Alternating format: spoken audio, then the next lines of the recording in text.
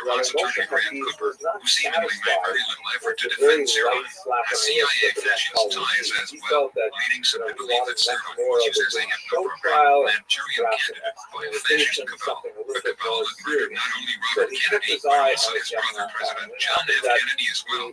Following World War II over, 2 2,000 German immigrants to the United States became members of the American Psychiatric Association, which was involved in gun control lobbying, in like the collaboration between the Bavarian Film Society and the Bavarian Illuminati, and the influx of full-back fifth column Nazi SS agents into the United States intelligence, with the help of Illuminati-backed oil barons like the German immigrant Orient supremacist Rockefellers and their corporate oil chemical empires, Exxon, Arco, Sao Paulo, etc., and in light of the deadly intent of both Bavarian societies to establish a new world order, as Adolf Hitler laid out in his second book, The New World Order, one is to wonder why so many German nationals would join an association that dealt directly with the study of people's minds. This is not to say that Germans themselves are to blame. It is rather the German Bavarian fascists who are behind the New World Order agenda, and especially the Satanist Germanic black nobility families who claim direct descent from the early leaders of the unholy Roman Empire of Germany, which rose from the remnant of the Roman Empire, and which kept Europe in an iron grip throughout the Dark Ages. These were the 13 families who had ruled vast financial empires in Europe for nearly 1,500 years. They are once again trying to take control of the world as they attempted to do the world war as I am to provoke a global war that will result in the massive single-group depopulation of blacks, Asians, Jews, Slavs, and many others, excepting of course for the Aryan elite class. In essence, they intend to finish what Adolf Hitler set out to accomplish. The threat then is from Marxism or National Socialism, whether it be European, British, or American, or whether it be political, corporate, or cult National Socialism.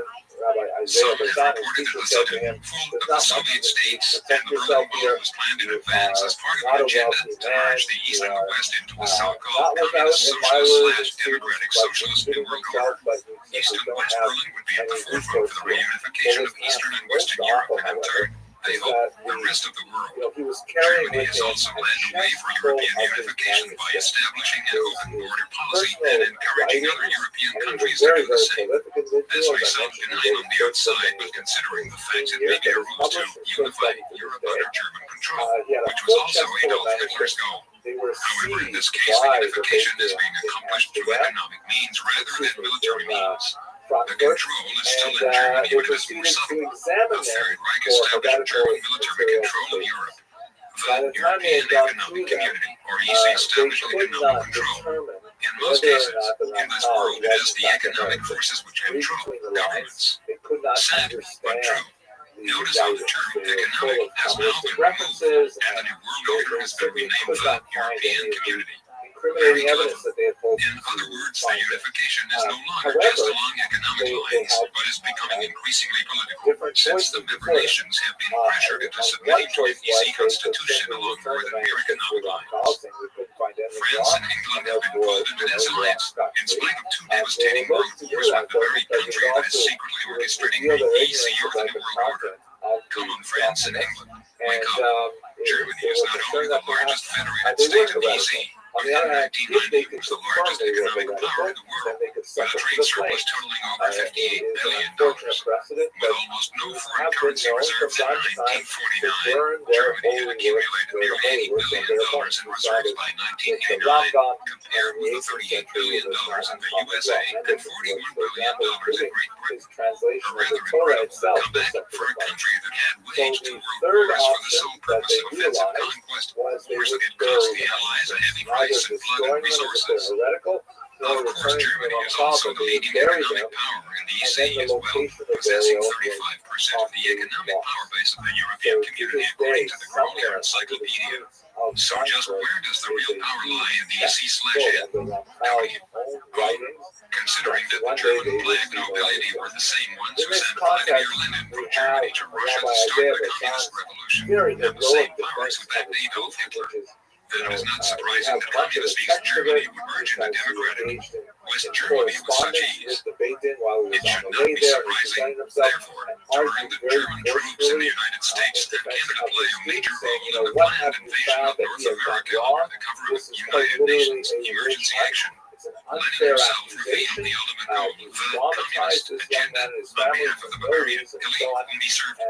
Communism, like democracy, was supposed to give control of the government to the people.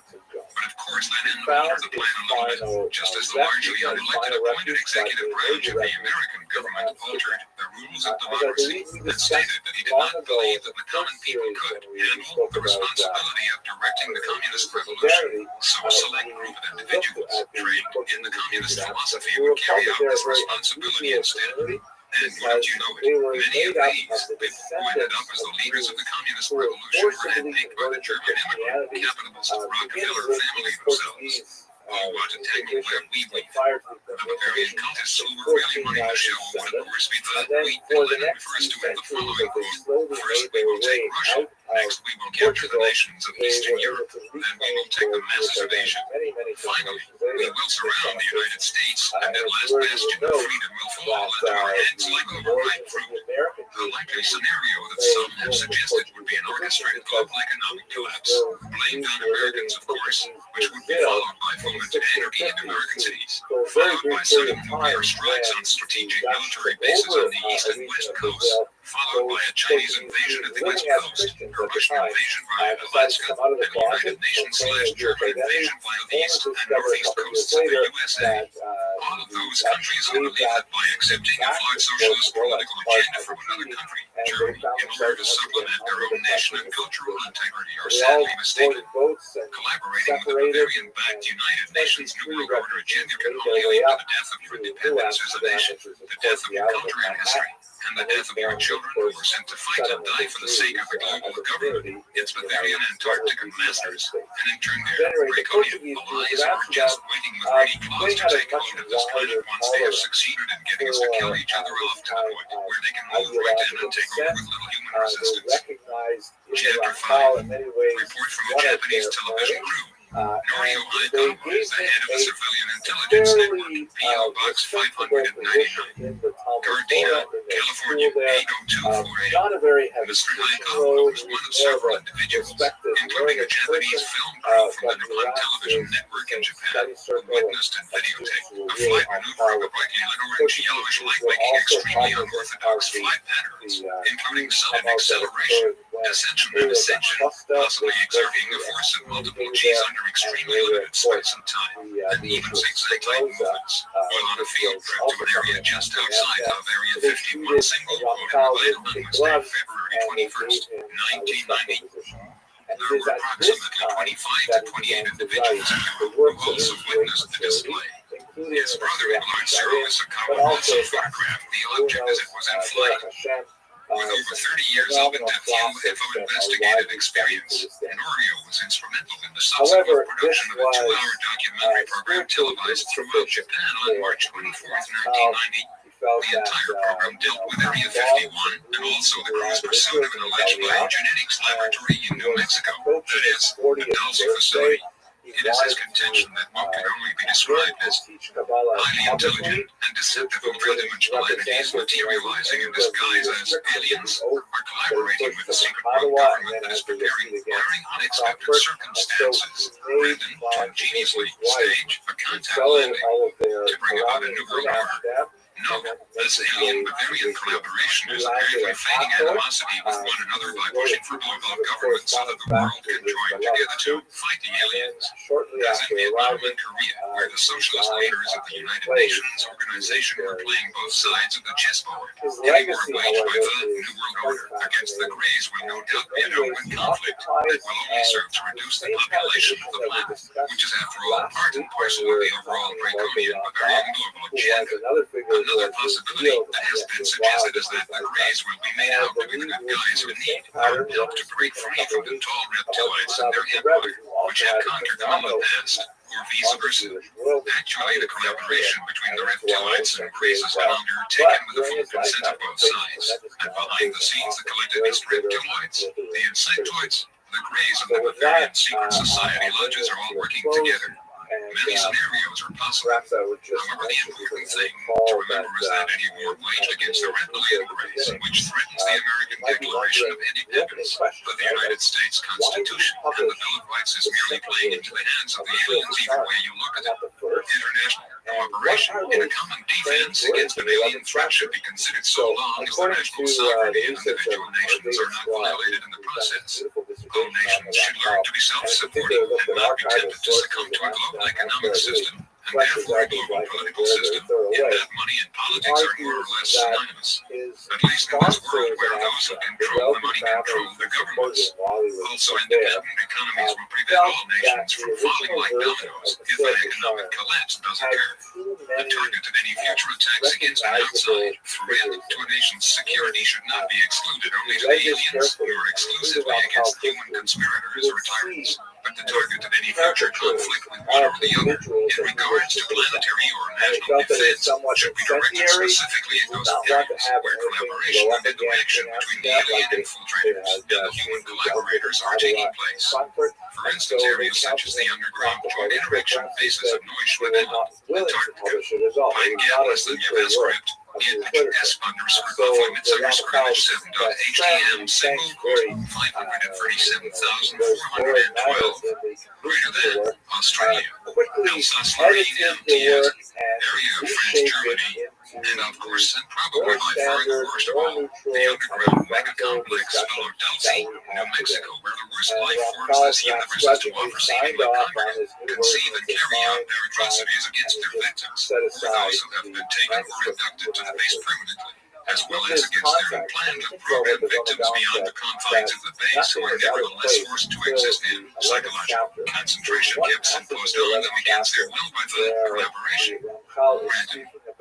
Furthermore, Dario Haikawa contends that the Grand Deception will immediately follow a rapid series of shocking, incredible events in succession, beginning with the Russia-backed Arab Confederacy's attempt to invade Israel, simultaneous worldwide earthquakes, worldwide stock market crash, and a sudden, mysterious evacuation of a segment of the planet's population, all of which will culminate in a quick official formation of a new world order based in Europe that will last for 7 years upon its inception. Note, it is interesting that George Washington's famous vision of Valley Forge accurately predicted the Revolutionary and Civil Wars and their outcome, and also a third trial through which America must pass, an air, ground, and sea invasion of the Americas by a world order, which will have conquered all of Asia, Africa, and Europe. Depending on how one interprets the prophecies of Revelation, this siege will last for either 3 and 1/2 or 7 years, and will end with an America recreated by divine intervention. I personally believe that America is the wilderness spoken of in the 12th chapter of the book of Revelation. Since the world empire will last no longer than 7 years according to the books of Daniel and Revelation, the invasion/siege of America must also not exceed 7 years, although I suspect that it will be closer to 3 and 1/2 years. Also, Washington's vision combined with other prophetic sources seem to imply that those who are living west of the Mississippi River at this time will be far better off than those in the occupied zone east of the Mississippi. If General Washington's vision was accurate, then the ultimate outcome of the battle is not the question.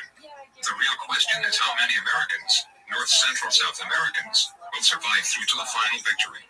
Brandon Norio also explains that the Grand Deception and the shocking series of events will put millions and millions of people worldwide in an absolute stupor for months, during which time a special, extremely effective, multi-level mind control program will be activated to calm down the stunned populace.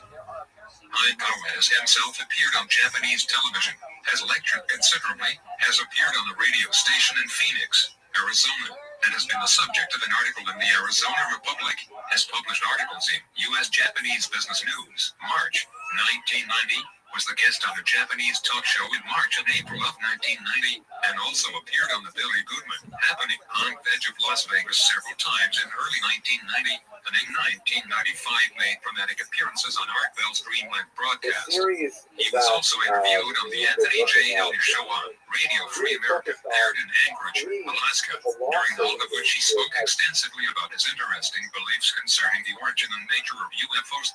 In a letter dated January 28, 1991, Norio added the following comments concerning the Dulce facility and its possible connection with the mystery of iniquity of Bible prophecy.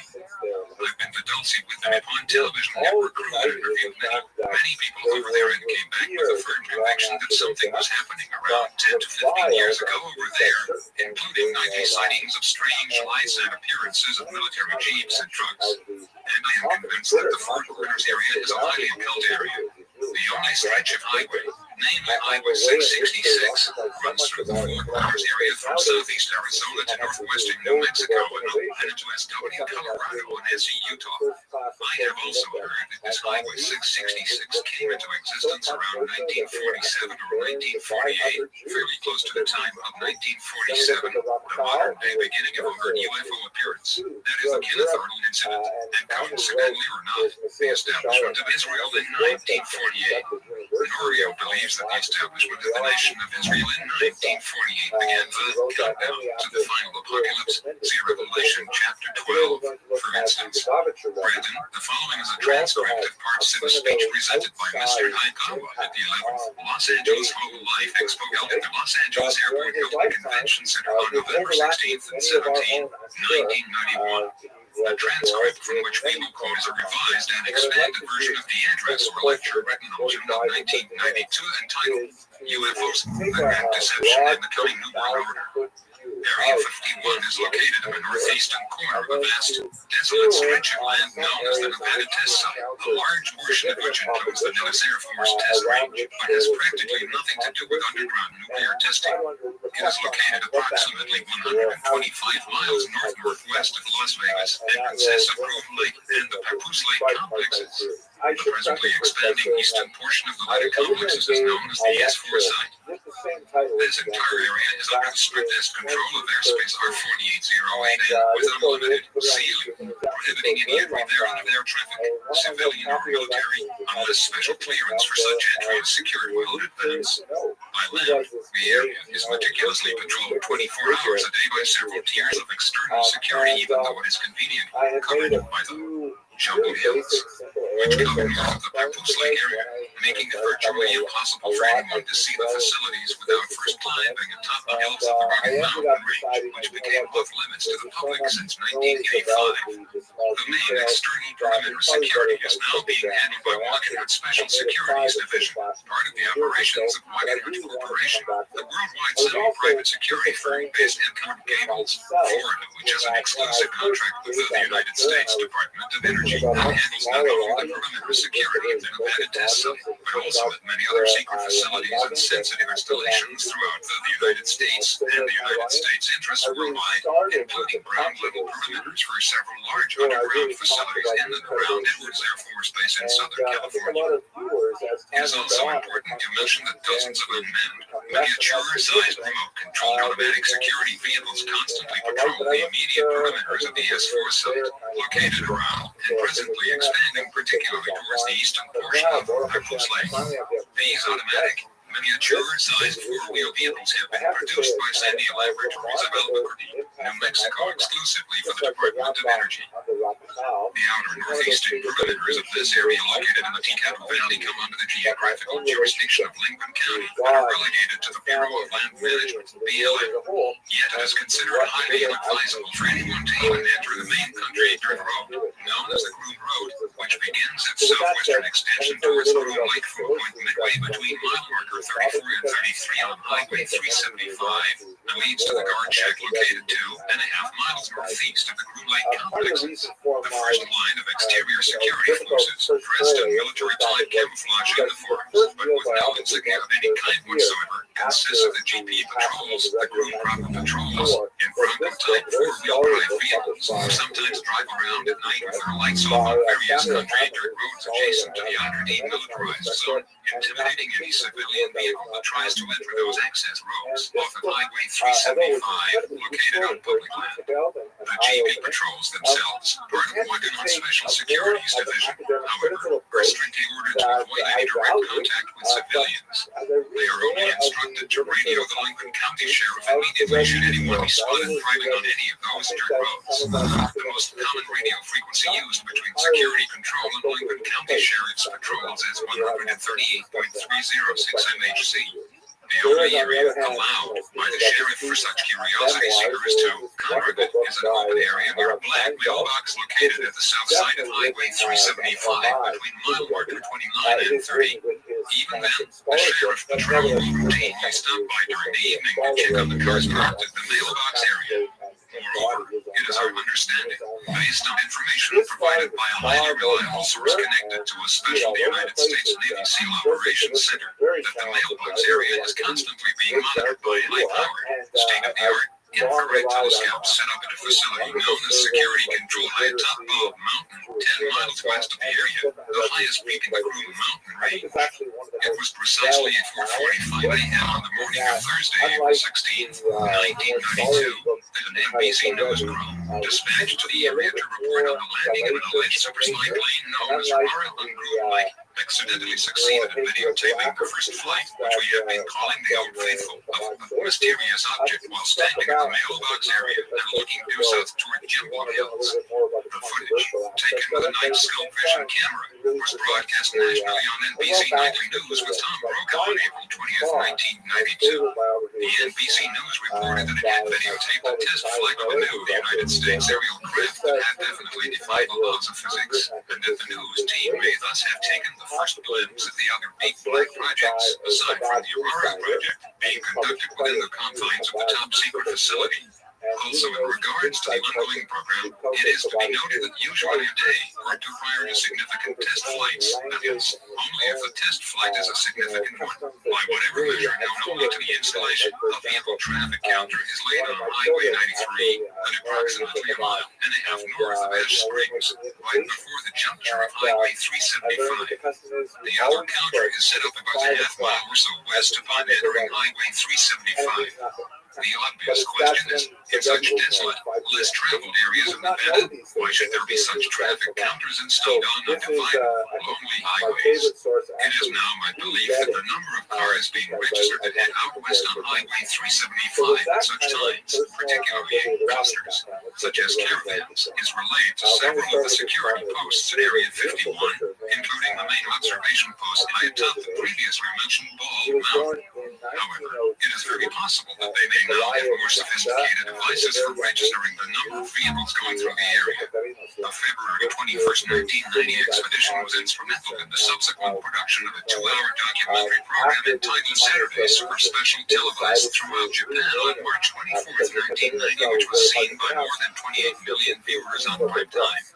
The entire program dealt with Area 51 and also the crew's pursuit of an alleged biogenetics laboratory thought to be located just outside of Dulce, a tiny town in northwestern New Mexico, about 95 miles northwest of Los Alamos. The United States Naval Research Laboratory seems to have a parapsychology research unit that coordinates its research activities with DARPA, the Defense Advanced Research Projects Agency. It is my understanding that some of their activities conducted under the auspices of the Office of Naval Intelligence are being held at locations such as Area 51, ALF, extremely low frequency, wave-emitting devices, scalar machines, electromagnetic beam weapons, and highly defined holographic projections are just a few examples of the many new types of mind control weaponry that the government seems to have developed in the past 3 decades or so.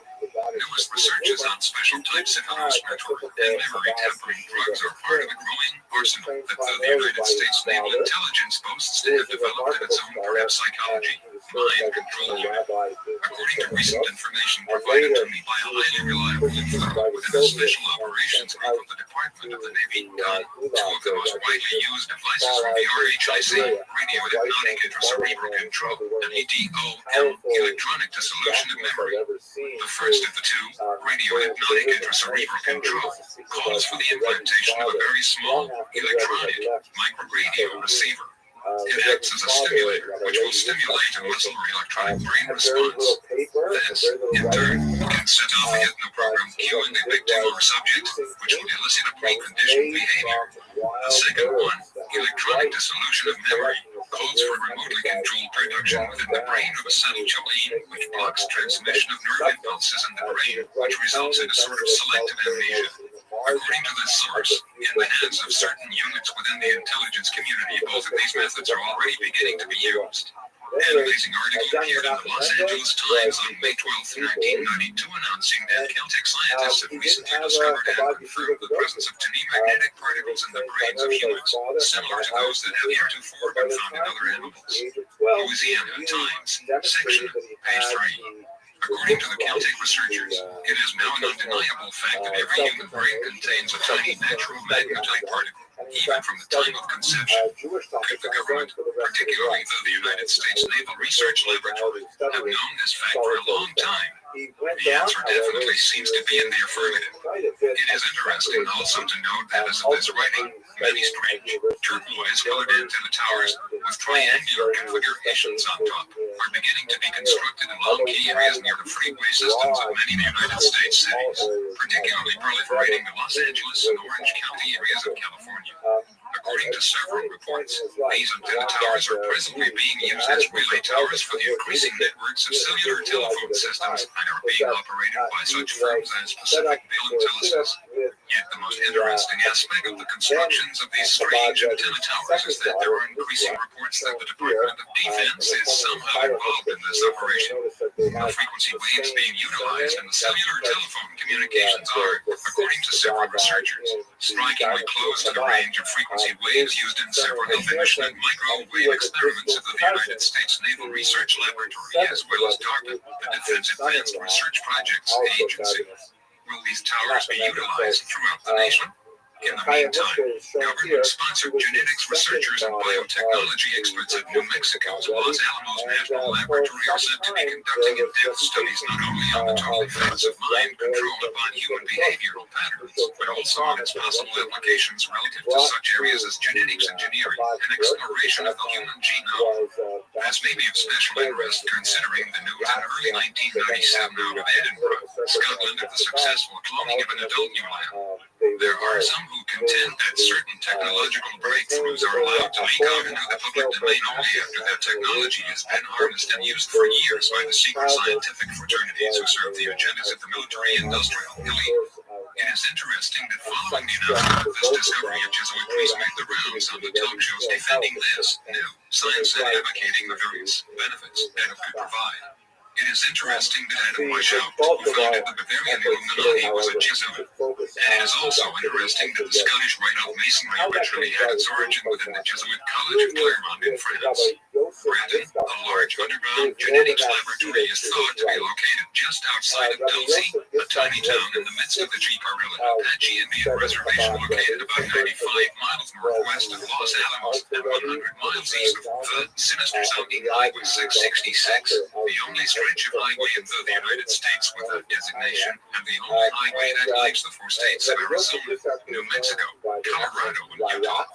Perhaps it may just be a pure coincidence that this highway, fittingly named Highway 666, which originated in southeast Arizona and goes up north, cuts into northwestern New Mexico, right near the Four Corners area, an area that happens to have one of the most consistently concentrated UFO sighting reports in the country since around 1947. This entire Four Corners area, especially northwestern New Mexico and southwestern Colorado, even extending, for that matter, to the entire southern tip of the state, also has had some of the most concentrated reports of unexplained cattle mutilations in the nation during the late 70s and early 80s. Was something covertly taking place in those areas? Even though we could not locate the alleged underground genetics laboratory in Dulce when the Nippon television crew and I visited the area in late February of 1990, I had several opportunities to interview scores of local residents there that admitted that nightly appearances of mysterious lights, occasionally accompanied by unmarked black helicopters, darting over into and out of nearby Herculano Mesa and Herculano Mountains, were quite common during the late 70s and early 80s. Many of them even claimed to have spotted, on many occasions, military-type trucks and jeeps as well as government vans passing through Dulce and loitering around nearby mesas. Occasionally, even black limousines carrying what appeared to be CIA agent types were claimed to have been sighted loitering around the foothills of other nearby mesas. We must bear in mind that the Dulce area is only 95 miles northwest of Los Alamos. Los Alamos National Laboratory is one of the top United States research laboratories specializing in the study of the human genome. Also, it is a vital center of the government's research and development programs. Just about 100 miles southeast of Los Alamos is Albuquerque, New Mexico's largest city, and more significant, a city where Kirtland Air Force Base is located right next to the sensitive Manzano storage facility, the top secret underground military facility where nuclear warheads are stored. Sandia Corporation, one of the nation's top secret government contractors specializing in top military industrial projects, is also located in Albuquerque. As far as advanced biotechnology is concerned, I have no doubt that the microchip implantation technology is being perfected, in which tiny microchips could be implanted in our circulatory systems, vital organs and tissues if need be for whatever purpose the future may require.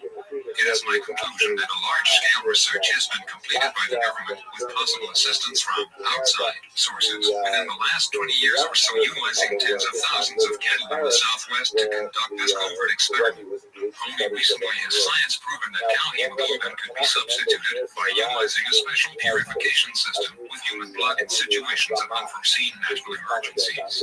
Chapter 6, Cosmic Top Secrets in the Dulce Base. The September 10th, 1990 issue of UFO Universe related the following under the title heading, William F. Hamilton III, Ufology's Mystery to Reveal Cosmic Top Secrets. Until just recently, William F. Hamilton III managed to keep up a relatively low profile so that he can continue his work in private and without needless interruption from well-meaning and nevertheless prying eyes. Admittedly, his name is not known in every household, but the fact of the matter is that Bill is highly respected among his peers. Indeed, what he has to say is as important and vital as the words of Flying Ace John Lee and former Navy intelligence officer William Cooper, who have gone on record regarding the alien conspiracy. In fact, much of what Hamilton maintains is consistent with the theory that there is a massive government cover-up on UFOs and alien visitations that reaches right up to the president's private office door, and that the United States military has made a secret pact with a group of aliens known as the Greys. They are on Earth, mutilating cattle and abducting humans for experimental purposes. Supposedly, the Greys have taken over several top-secret underground military facilities and certain branches of the government who are working hand-in-hand with these entities to bring about total domination of the world. While a second group of extraterrestrials is here trying to protect us. Of a highly controversial nature, many of Hamilton's statements may seem overly private to even his closest associates, not to mention other investigators who refuse to even seriously consider the documentation he's able to present to bolster his case. About 10 years ago, a few scientists and engineers who worked for NASA and shared an interest in UFO abductions came together to form a group they called Project Visit, Vehicle Internal Systems Investigative Team. They studied about 130 cases of UFO abductions with the goal of constructing a model of UFOs, their operation, and the entities of UFOs. They found UFOs have bright interior lighting. Abductees undergo a medical type examination with apparently highly sophisticated equipment. Burns are suffered by many abductees. Time lost from 20 minutes to 3 hours is common. Project Visit member Dr. Richard Nielsen described the crew members as 4 feet tall, hairless, gray in color, with no nose, a small mouth, and large slanted eyes. The gray humanoid is emotionless and communicates by telepathy. The Greys have earned a reputation quite different than the Nordic blondes and other reported species. Most of the abductions are done by Greys, and more than one variation of Grey. The Greys do most of the biological intervening on abductees. Tans, whites, and blues, that is, Greys, of other skin colors, gray tan, gray white, gray blue, etc. Brandon have also been reported by abductees. I have personally had some sort of encounter with what I call the whites. They are small with extremely white skin and black, wrap-around eyes, Earth-made saucers. In April 1984, Lieutenant General George Bone, Vice Commander of the United States Air Force Systems Command, was killed while test flying a secret aircraft over the Groom Lake area, a top-secret facility located about 100 miles north of Las Vegas, Nevada. This facility is designated Area 51. The system's commander repeatedly uses this facility to test fly-spy planes, such as the Senior 71 Blackbird or its successor, the Aurora. According to the February 1988 issue of Gun Home magazine, which ran a feature article on Area 51, some of the craft being flown out at that test facility would make George Lucas drool. In the early 1980s, a radio technician working at Area 51 reported seeing a saucer on the ground. It was some 20 or 30 feet in diameter, he said, and when it flew, it moved silently through the air. The technician also viewed a number of wooden shipping crates marked Project Reliant. animal project soul may have been a threat for its number. always designed redemption, Presently, so that's the not Air Force is trying to acquire body. 89.000 acres adjacent to the Groom Lake facility and to place the nearby Groom Mountains off limits to the public. Before and after the TV documentary UFO Killer of Live, there had been talk of an underground alien base located in the vicinity of the Groom Lake test site, known as Greenland. This adds a whole new dimension to the idea of a secret space program and hints at fantastic secret programs that take us more than one step beyond. A friend of mine once moved to Riverton, Wyoming to escape from terrifying mysteries he encountered in New Mexico. He said the locals at Riverton asked him, "Are you here to work on the secret space project out at the jet airport?" Saucers were seen close to the ground in Riverton. One day my friend's truck broke down and he had to hitch a ride to town. A black Lincoln pulled up and a man dressed in black gave him a lift. The dashboard looked like a computer console. The man knew exactly where he wanted to be left off in front of the post office, but my friend had never told him. Alien implants. In 1980, when I lived in Glenmith, Arizona, I received a call from my friend Walter Baumgartner, who published a magazine of limited circulation called Energy Unlimited. Walter was a natural technologist. He said that he had started working for a physicist by the name of Paul Benoit at Thunder Scientific Labs in Albuquerque, New Mexico. He then proceeded to tell me the fantastic story that Mr. Benoit had succeeded in communicating with aliens in an underground base situated near Mount Archuleta, town of Dulce, that was close to the Colorado border and situated on the Apache Indian Reservation. Note, Benoit's actually stated that he interrogated the alien collective via a computer radio video link with an alien computer terminal by tapping into the alien's ship-to-base communications frequency and using a type of extensive mathematical code to break the alien encryption.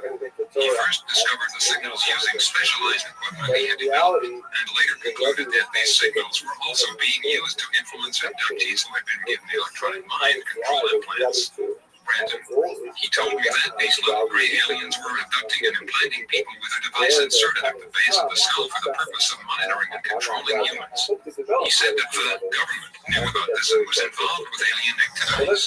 He also stated that the aliens feared our nuclear weapons and nuclear radiation. He told me that Paul was working on a weapon that would be effective against these aliens. Interjection by Brandon regarding mind control implants. I know of a person who went to have some implants removed by doctors. The implants were removed via the nasal cavity from the nerve centers of the brain, some of her nerves being damaged in the process. This nerve damage resulted in a near-death experience, following which, when she had awakened, she felt like a new person or that some other identity that had been operating in her was now gone. Some mystics may refer to alien intelligences that possess human minds as walk-ins. What many refer to as walk-ins are often artificial intelligence matrix implants, which are attached to the nerve centers of the human brain. These serve as notes for an alien collective in a parasitoid capacity, allowing the aliens to physically utilize the human subject after an altered state of consciousness has been induced, and the human subject's individual consciousness is incapacitated. This transfer to the altered consciousness often occurs at night. Also, both malevolent and relatively benevolent otherworldly cultures often induce within human subjects one or more altered personalities which are taught or programmed to work and operate in the other realm. If the individual is left brain dominant and right-handed in their conscious life, in the alternate life they may be right brain dominant and left-handed, as is the case with my own elusive alternate identity. Other than saying that humans have one brain with two hemispheres, it would be just as legitimate to say that we have two brains and one cranium. In many cases where more benevolent humanoids are concerned, the individual may have flashes of memories of a double or alternate existence where they interact with external, subterran, or even other dimensional humanoid societies, often in an intimate capacity, and in some cases even serve as starship crew members or pilots. In the case of the benevolent non-interventionists, such an alternate personality may be a means of interacting with Terrans without violating the laws of non-intervention and interfering with an Earth person's conscious life, although I myself would suggest that even this would be stretching non-interventionism to the limit. However, in the case of the malevolents, such alternate identities are programmed through intense mind control techniques with the intent of producing unconscious mind slaves for the alien collective. The secrecy and fear of the exposure of their interventionist agendas is in this case the motive for maintaining secrecy. What is especially confusing, however, is when one, as in my own personal case, has been infused with alternate personalities or identities by both benevolent and malevolent otherworldly cultures. In my personal case, this involved being patched into an alien collective mind, via implants and used by the dark side of that collective, or the interventionist elements within the Ashtar collective, such as the Orionite infiltrators that some contactees have spoken of with desire to use their positions to establish absolute control, only to later have this or another alternate personality matrix or program by a more benevolent faction of the Alliance.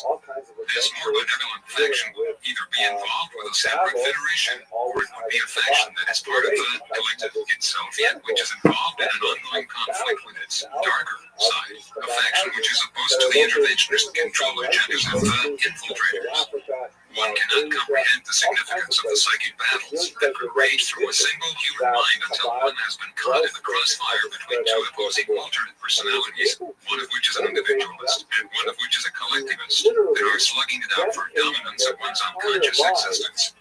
The best one can do in such an event would be to try and retrieve as many suppressed memories as they are able, sort the whole mess out, and assimilate and take conscious control of those thought patterns that will be most beneficial to them and eliminate the harmful thought patterns. I will not deceive you.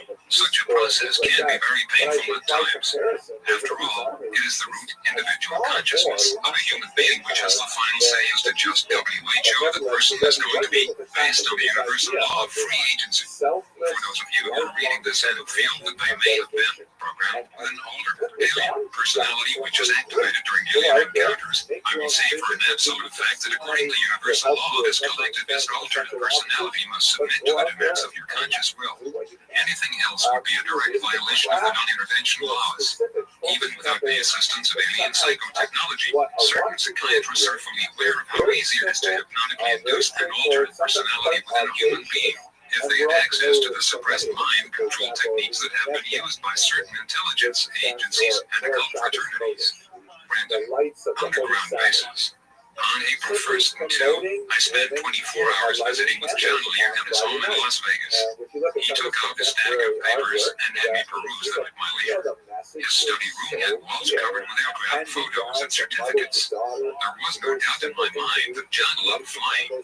John is a soft-spoken individual, and frequently, while visiting him, I have watched him putter in the garden. We discussed Area 51. John had some long-distance photos of the Groom Lake facility. The one thing that stood out in one photo was the radio telescope pointing straight up in the midst of a group of buildings. The scope was probably tracking any overhead spy satellites.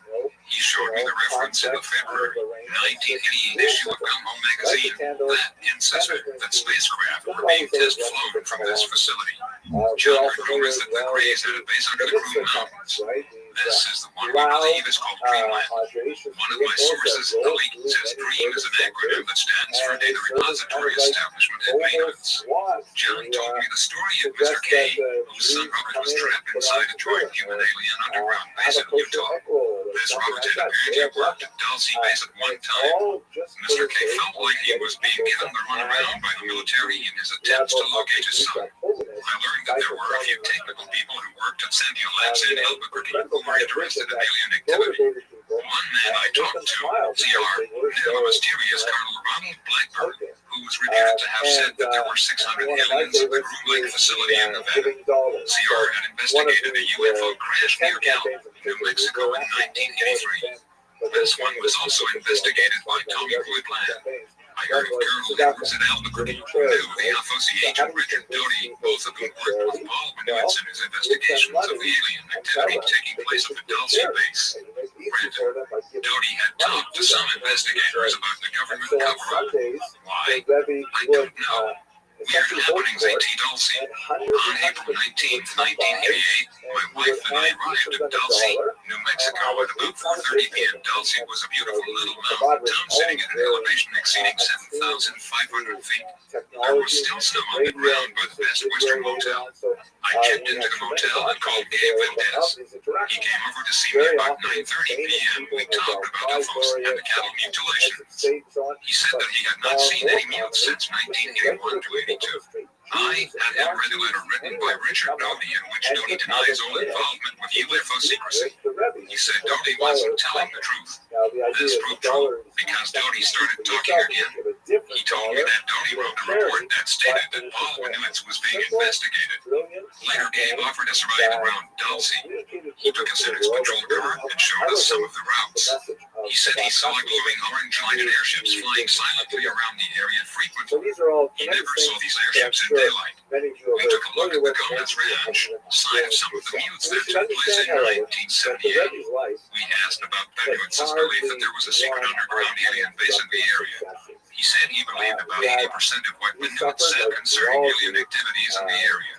He definitely seemed to think there was a base in the area, but his idea of where it is located was different than plausible. He thought that the base might be south of Dulce, closer to the Gomez Ranch. He said he had not found any entries to the base.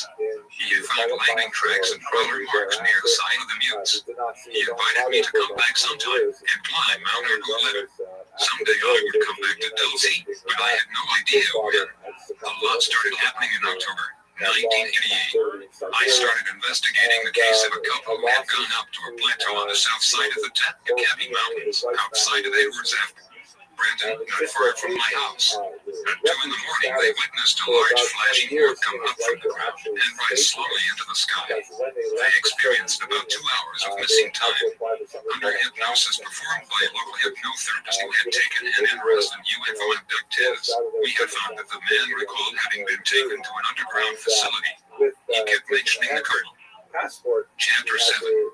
At Dulce, Vanguard, and Deep Springs. It has been fairly well established that the Dulce, New Mexico network is the largest and most significant alien reptilian/gray base network in North America.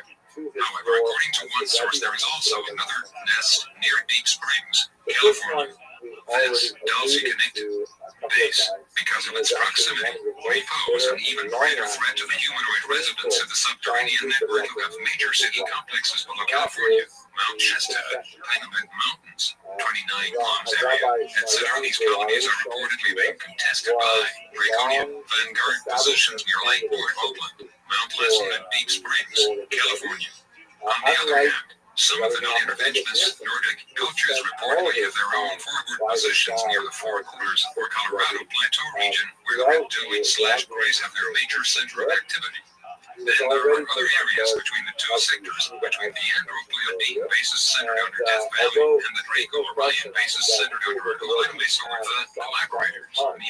There are basically 3 alien networks at work on Earth: the Anti-Grey Nordic Federation factions, the Anti-Nordic Grey Empire factions, and the Nordic Grey Collaborators, which would also include those Terran intelligence agencies and occult lodges who are involved in the collaboration for whatever motive. Even within the collaboration, there is a great deal of struggle over whether the humanoid or reptilian agendas should have the upper hand. Within the collaboration itself, speciesism, akin to racism, exists at certain levels. So in spite of the species' prejudices, the collaboration continues nevertheless because of a marriage of convenience.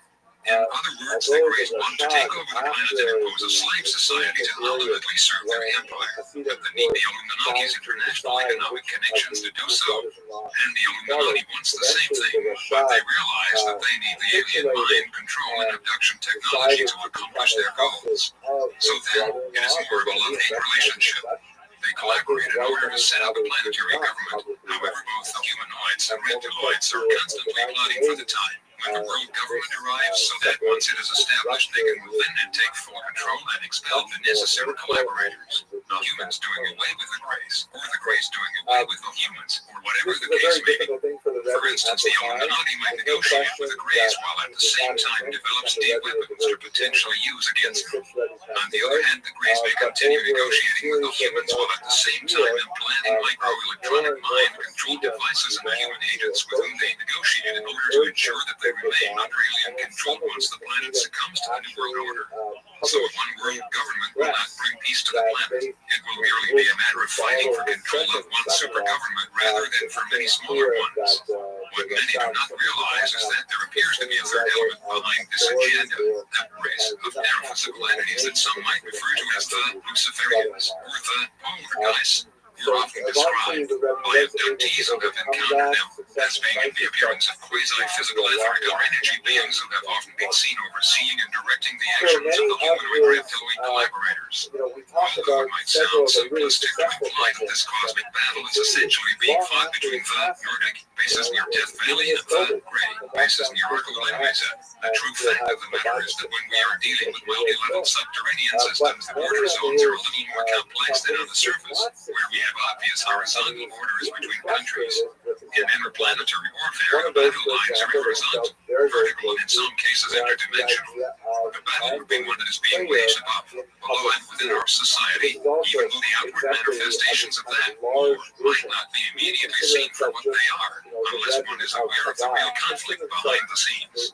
There are also indications that at least certain factions of the NSA MJ-12 CIA aviary agencies have defected from the neo-Nazi world order agenda of joint interaction with the reptiloid/Greys and are now waging war with the same. Recently, a researcher with the Initials, Kansas, was approached by the family of the United States intelligence worker Oates, by the name of Tucker, who had disappeared mysteriously. Her family was concerned and frightened as they had discovered in a personal locker of his several papers describing intimate details of activities surrounding the Nazi, New Mexico, and Nevada S-Fort, etc. underground installations. Several of these papers are reproduced throughout this present work. Among this large stack of papers was hidden the following letter, which was still secret. Copies of which were apparently also in the hands of a few other researchers as well, stated the following: Dear John, I am writing to you in the event that I do not return. There is a triangle surrounding the Nevada test site. There are in fact two of them, each one frontiers on the other.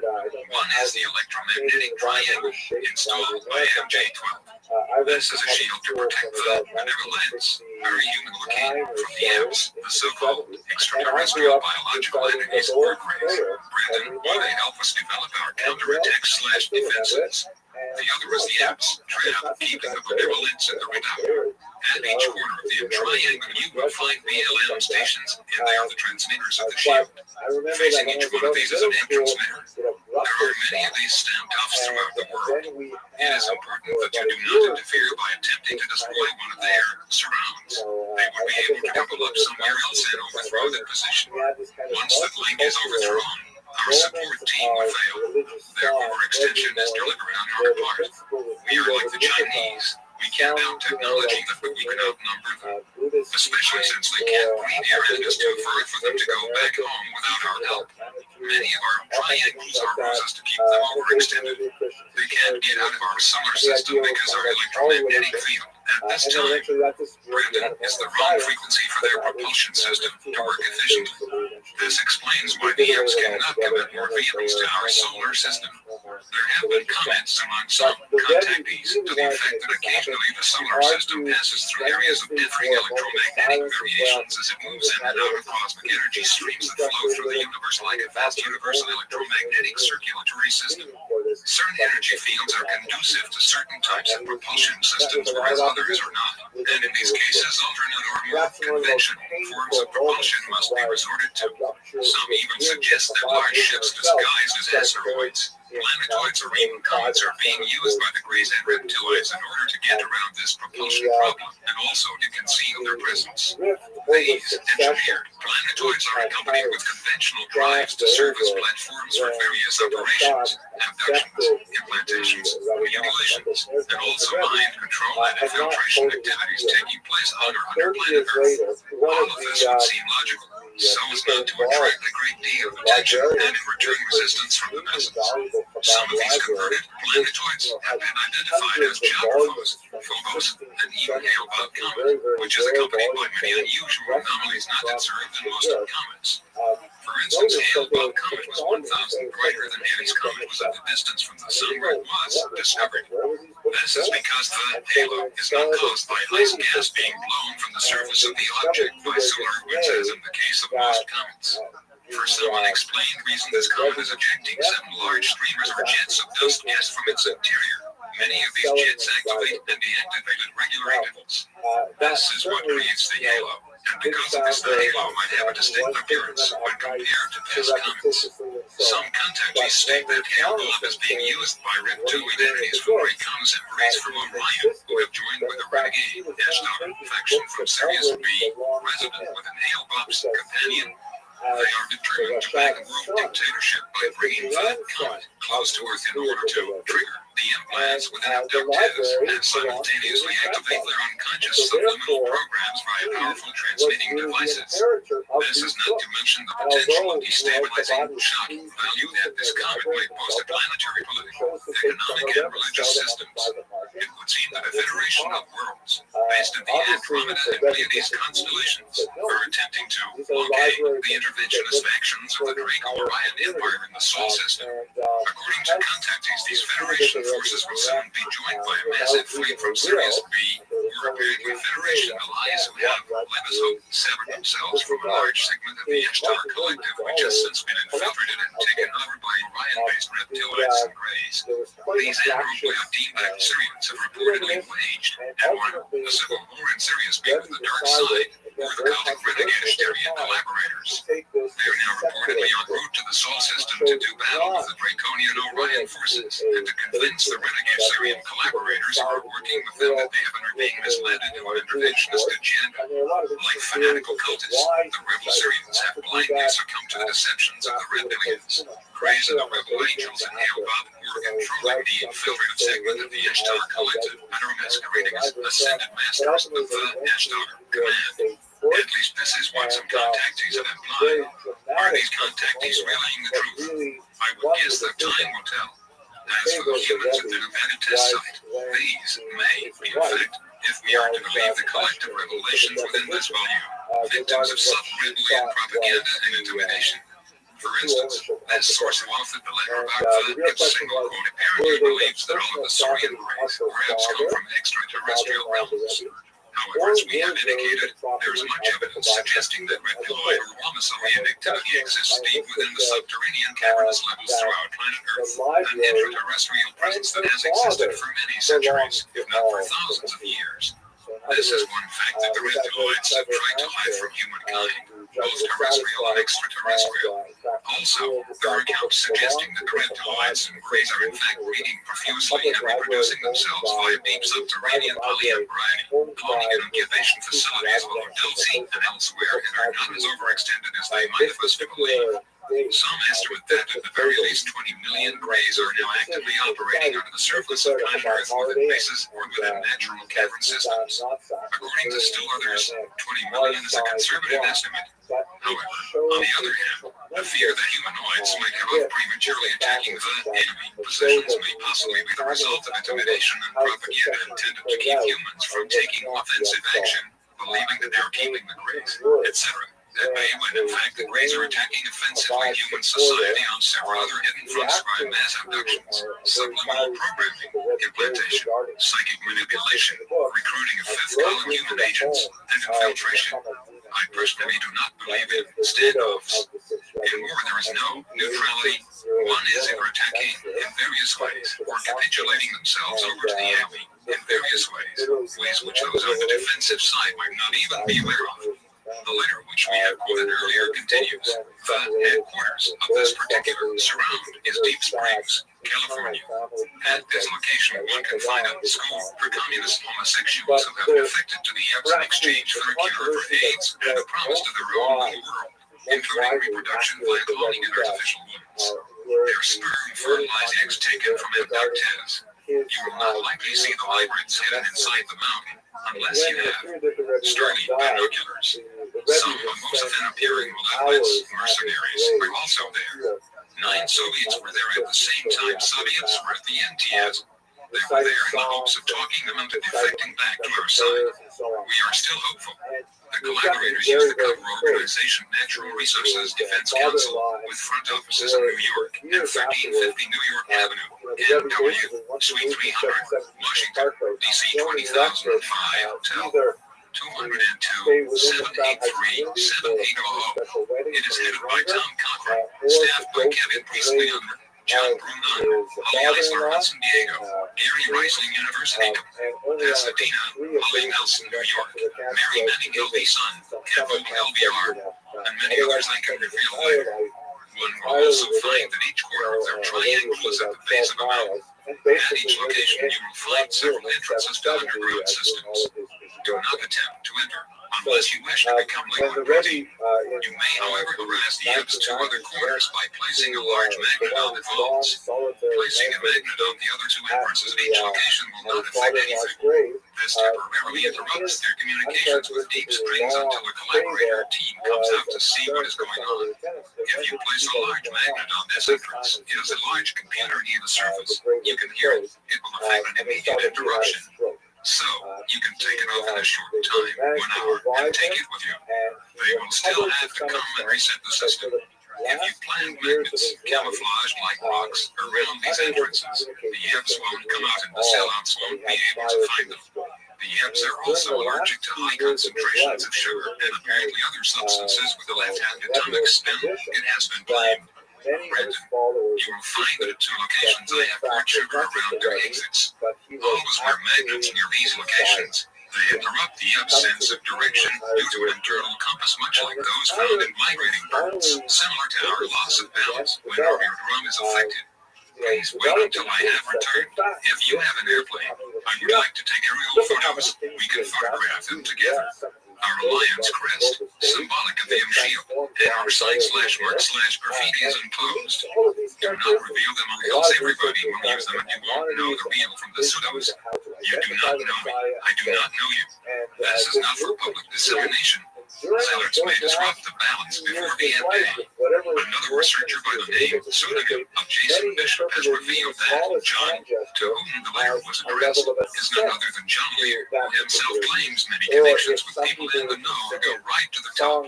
According to the letter, both the Nevada test site and Deep Springs are areas of conflict between the United States government, Nordic Alliance, and the Socialist Reptiloid Grey Alliance.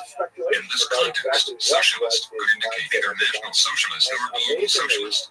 Both hold the same basic philosophies of tyranny, yet different methods for bringing them to pass. Both have the same roots and are apparently twin pincers in a deadly Machiavellian game that is being carried out by the Bavarian Illuminati, which backed the communists by sending Lenin from Germany to Russia to incite the Bolshevik Revolution, and the Bavarian Thought Society, which backed the Nazis by grooming Adolf Hitler for his part as Nazi dictator. Yet most importantly, it is being orchestrated by the international black nobility, banking cults that have kept Europe under their financial grip since around 500 AD. These are the same bankers who claim direct descent from the royal families of the ancient Roman and Holy Roman empires, families who have ties to both Bavarian cults, some in Illuminati, and in turn with the aliens.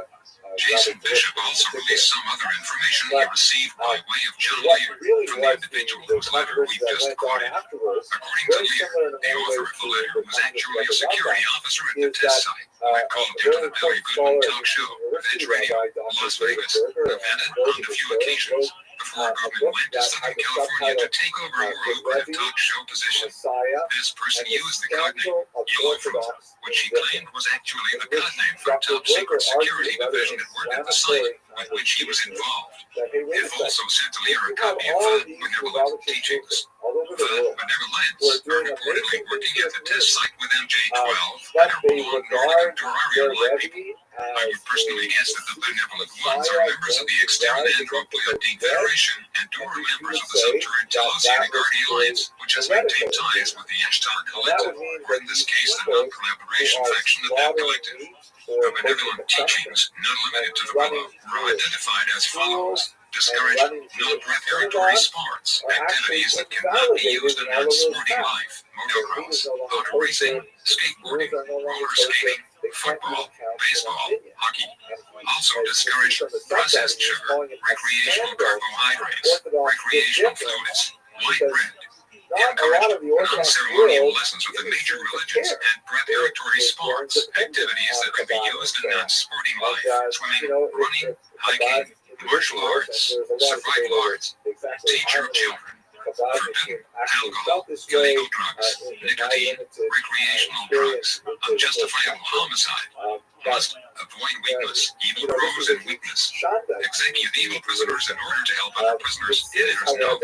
Another possibility that might be interjected here is to establish a completely secured underground prison cave and place all of the worst offenders there and leave them to themselves to either work out their problems or destroy each other, whichever they choose. Brandon, must quarantine contagious disease, AIDS, victims humanely. Show strength. Stop illegal drugs. Stop destruction of environment. Stop pollution. Use nuclear power. Study Bill of Rights, biology, computers, economics, geography, history, Latin, mathematics, philosophy, survival skills, United States of America's Declaration of Independence, United States of America's Constitution, vocational skills. Yellow Fruit also provided coordinates for the electromagnetic triangles he referred to in his letter. These include small bullet A-37, 22, 30, E-117, 58-0, small bullet B-38, 21-0, E-115, 35-0, small bullet C-35, 39-0, E-114, 51-0, small bullet C-Map here, small bullet also Yucca N-37-0, 30, E-116, 7-0. The following information from William F. Hamilton III describes further details of the Yellow Fruit account, including claims which the Nevada test site agent made over the air during the few interviews which were heard over Pledge Radio's Billy Goodman talk show. It is also interesting that CON 12 member Michael Younger, who was given lectures on the Nazi presence within the Rockefeller-backed oil companies, Nazi war criminals, and their families who were smuggled into America following World War II and given refuge within the Rockefellers' corporate empire. The plans the Nazis/Bavarians had for selling out the planet to the aliens in exchange for 1/4 of the New World Order, and a massive Nazi child abduction and satanic ritual sexual abuse and murdering operating within Arco, etc. His or at least was at one time also a worker at the Nevada test site.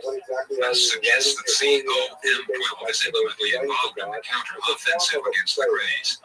Yellow Fruit revealed that a conflict was going on between the benevolent ones and the obscene, that now the benevolent ones had gained the upper hand at Greenland, where he said a contingent of 37 benevolent ones were stationed and where 3 imps were held in captivity. Bizarre. Science fiction. Yellow Fruit knew a lot about the test site area. I resolved to go to the location he gave of the installation in Deep Springs, California, and then on to visit Matt at the Rachel Bar and Grill to make contact with Yellow Fruit, the name for the first level of security force at Area 51, and also the name of an old Army CIA unit. The second level of security he called Sea Spray, and intimated that you would have an encounter of the unpleasant kind if you ever met with them. Callers to the Billy Goodman radio happening had already organized trips to mile marker 29 and 1/2 on Highway 375, where a dirt road left the highway to intersect the road to Greenland.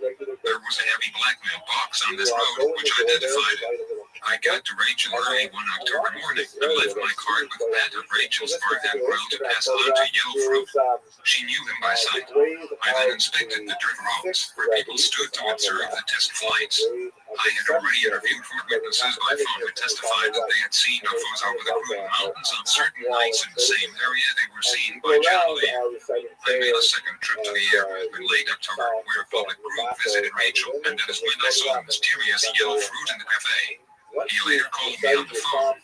I left him with a copy of my book, Alien Magic, and he remarked on the research I had done concerning the search for underground bases. According to Yellow Fruit and others, there are underground bases and tunnels that conceal the activities of the aliens and secret government projects. One more note on the Nevada test site, Area 51, Greenland, underground facilities, aside from reports that Delaware, Utah serves as an underground link between Greenland and Dulce, there's the added claim that another underground link exists further south, at Page, Arizona. Anyone who has been to the Glen Canyon Dam, like Powell, could easily observe how the dam might be used as an entrance to such a base, and how the large hydroelectric facility might power the base operations.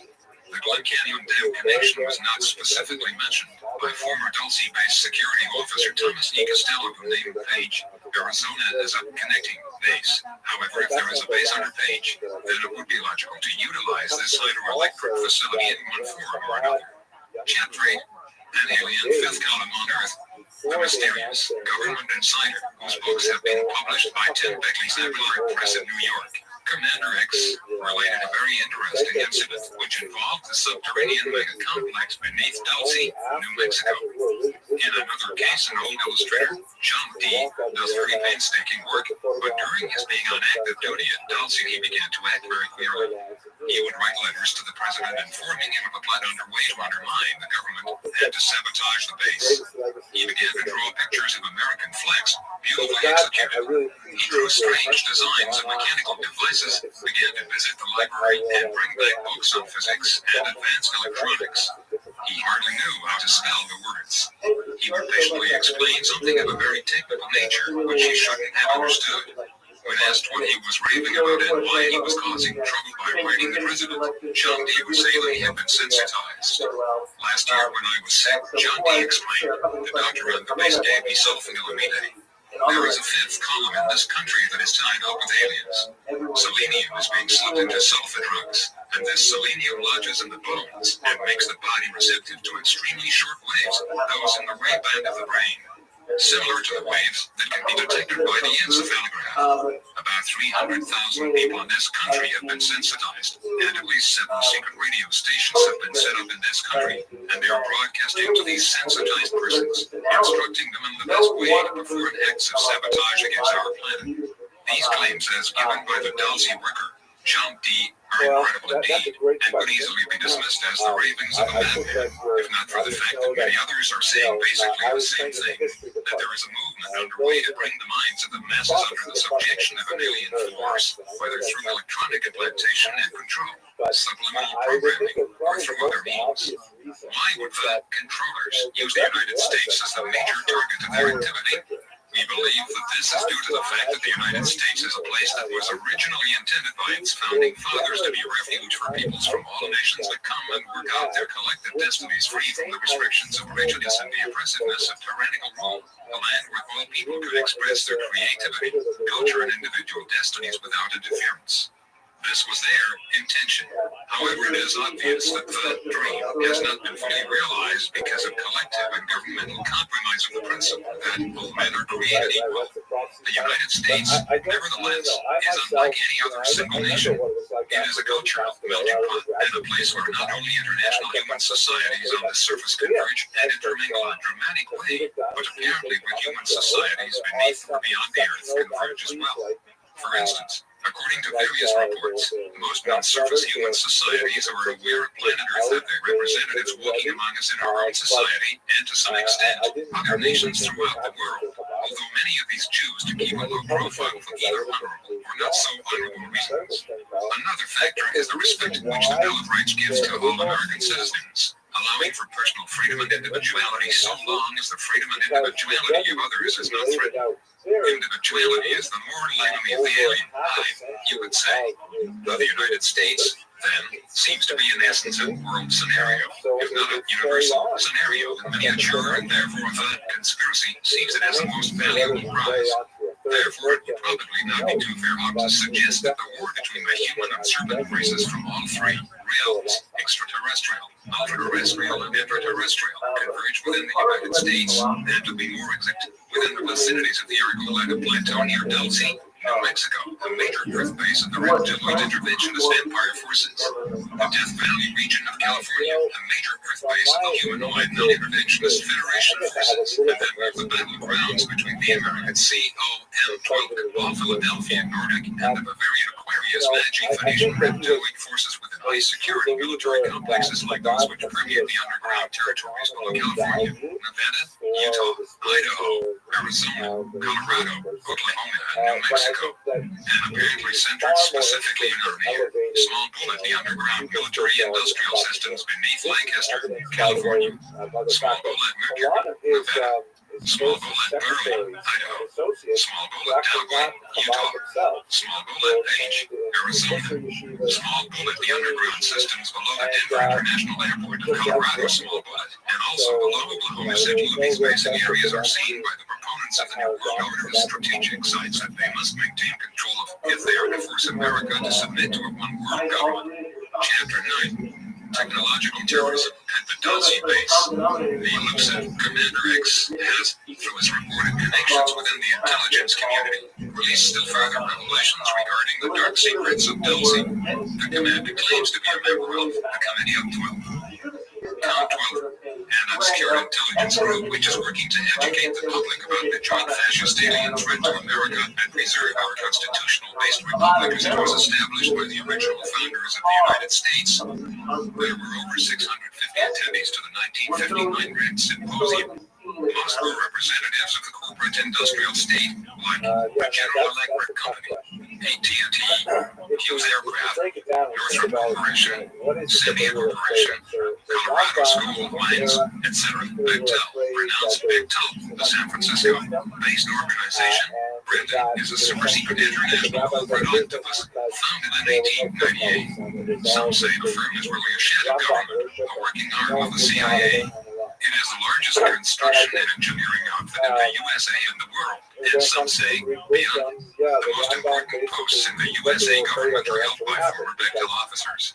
They are part of a web, an interconnected control system, which links the trilateralist plans, the CFR, the Order of Communism, Code the OC9, and other interlocking groups. Mind manipulating experiments. The Dulce base has studied mind control implants, BIOC units, health devices capable of mood, sleep and heartbeat control, etc. DARPA, Defense Advanced Research Projects Agency, is using these technologies to manipulate people. They establish the projects, set priorities, coordinate efforts, and guide the many participants in these undertakings. Related projects are studied at Sandia based by the Jason group of 55 scientists. They have secretly harnessed the dark side of technology and hidden the beneficial technology from the public. Other projects take place in Area 51, single quote in the bed. Small Bullet Dreamland, Data Repository Establishment in Maintenance Land, Small Bullet Electromagnetic Intelligence, Small Bullet Code Empire, Small Bullet Code Ava, Small Bullet Program Hits, Hybrid Intelligence System, Small Bullet BW/CW, Small Bullet Irons, Infrared Intruder Systems, Small Bullet Bypass, Small Bullet Reptiles, etc. The studies on level 4 at Dulce include Small Bullet Human Order Research, Small Bullet, as well as all aspects of dream, Small Bullet Hypnosis, Small Bullet telepathy, etc. Research. Small Bullet may know how to manipulate the bioplasmic body. Small Bullet, they can lower your heartbeat with deep sleep, delta waves, induce a static shock, and reprogram. Via a brain-computer link, Small Bullet, they can introduce data and program the reactions into your mind, information impregnation. The Dream Library, we are entering an era of technologicalization of psychic powers. Small Bullet, the development of techniques to enhance man/machine communications. Small Bullet Nanotech, Small Bullet Biotech Micro Machines, Small Bullet C-War, Small Bullet EDOM, Electronic Dissolution of Memory, Small Bullet RHIC, Radio Hypnotic Intracerebral Control, Small Bullet of various forms of behavior control via chemical agents, ultrasonics, optical and other radiations, Small Bullet, the physics of consciousness. Surviving the future. The Dulce facility consists of a central hub, a security section, also some photo labs. The deeper you go, the stronger the security. This is a multi-level complex. There are over 3,000 cameras at various high security locations, exits and labs. There are over 100 secret exits near and around Dulce, many around Argola Mesa, others to the source around Dulce Lake, and even as far east as Limerick. Deep sections of the complex connected to extensive natural cavern systems. Inside the Dulce base, security officers wear jumpsuits with the Dulce symbol on the front. Upper left side, the Dulce symbol consists of an upside-down triangle with an inverted T superimposed over it. Brandon, the ID card used in card slots for the doors and elevators has the Dulce symbol above the ID photo. Government officials use cards with the Great Seal of the United States on it. The code of the OC9, the New World Order, 13, single quote 666, single quote, the Phoenix Empire, single quote 9, single quote, Illuminism, one out of many, and so on. The Phantom Board, above the law. Most meetings of the Dulce Board are held in Denver and Taos, New Mexico. A former United States senator has full knowledge of Dulce. He was among the group that included a number of very prominent government figures who toured the base. That is most likely the upper levels only. Brandon. In 1979, an animal mutilation conference took place in Albuquerque, New Mexico. This meeting was used to locate researchers and determine what they had learned about the link between the that is mutilation operations, and the alien government. Another senator knows about the ultra secrets in Greenland and Dulce. Several of my official sources have confirmed this to me. So do many others in government. This is what the UFO researchers are up against. So be careful. You know more than they want you to know. They have also underwater bases off the coast of Florida and Peru. More detailed information will be released in the near future. Photos, videotapes, documents, etc. Watch out for special agents among you now. In the 1930s, Division 5 of the FBI knew about the aliens. A fascist cabal within this country had John Kennedy assassinated. Look to the links within the larger umbrella. The web of a fascist totalitarian secret police state within the Pentagon, JCS, NIA, FBI, Division 5, /dis in the DM. Note, the Defense Investigative Services insignia is a composite of the sun's rays, a rose and a dagger, symbolizing the search for information, trustworthiness, and danger. This links with caves used for initiation rites all over the world. Ancient vaults, retreats, underground, bases, etc. Commander X also stated that, recently, participants in a field investigation of the area near Argo Mesa were confronted by two small hovering spheres. They all became so ill and had to leave the area. We have passed the point of no return in our interaction with the alien, that is reptilian ray beings. We are guaranteed a crisis which will persist until the final revelation or conflict. The crisis is here, global and real. We must mitigate or transform the nature of the disasters to come, and come they will. Knowing is half the battle. Read the book, The Cosmic Conspiracy, by Stan Dale. Chapter 10, The Deep Dark Secret at Dulce, BFUE.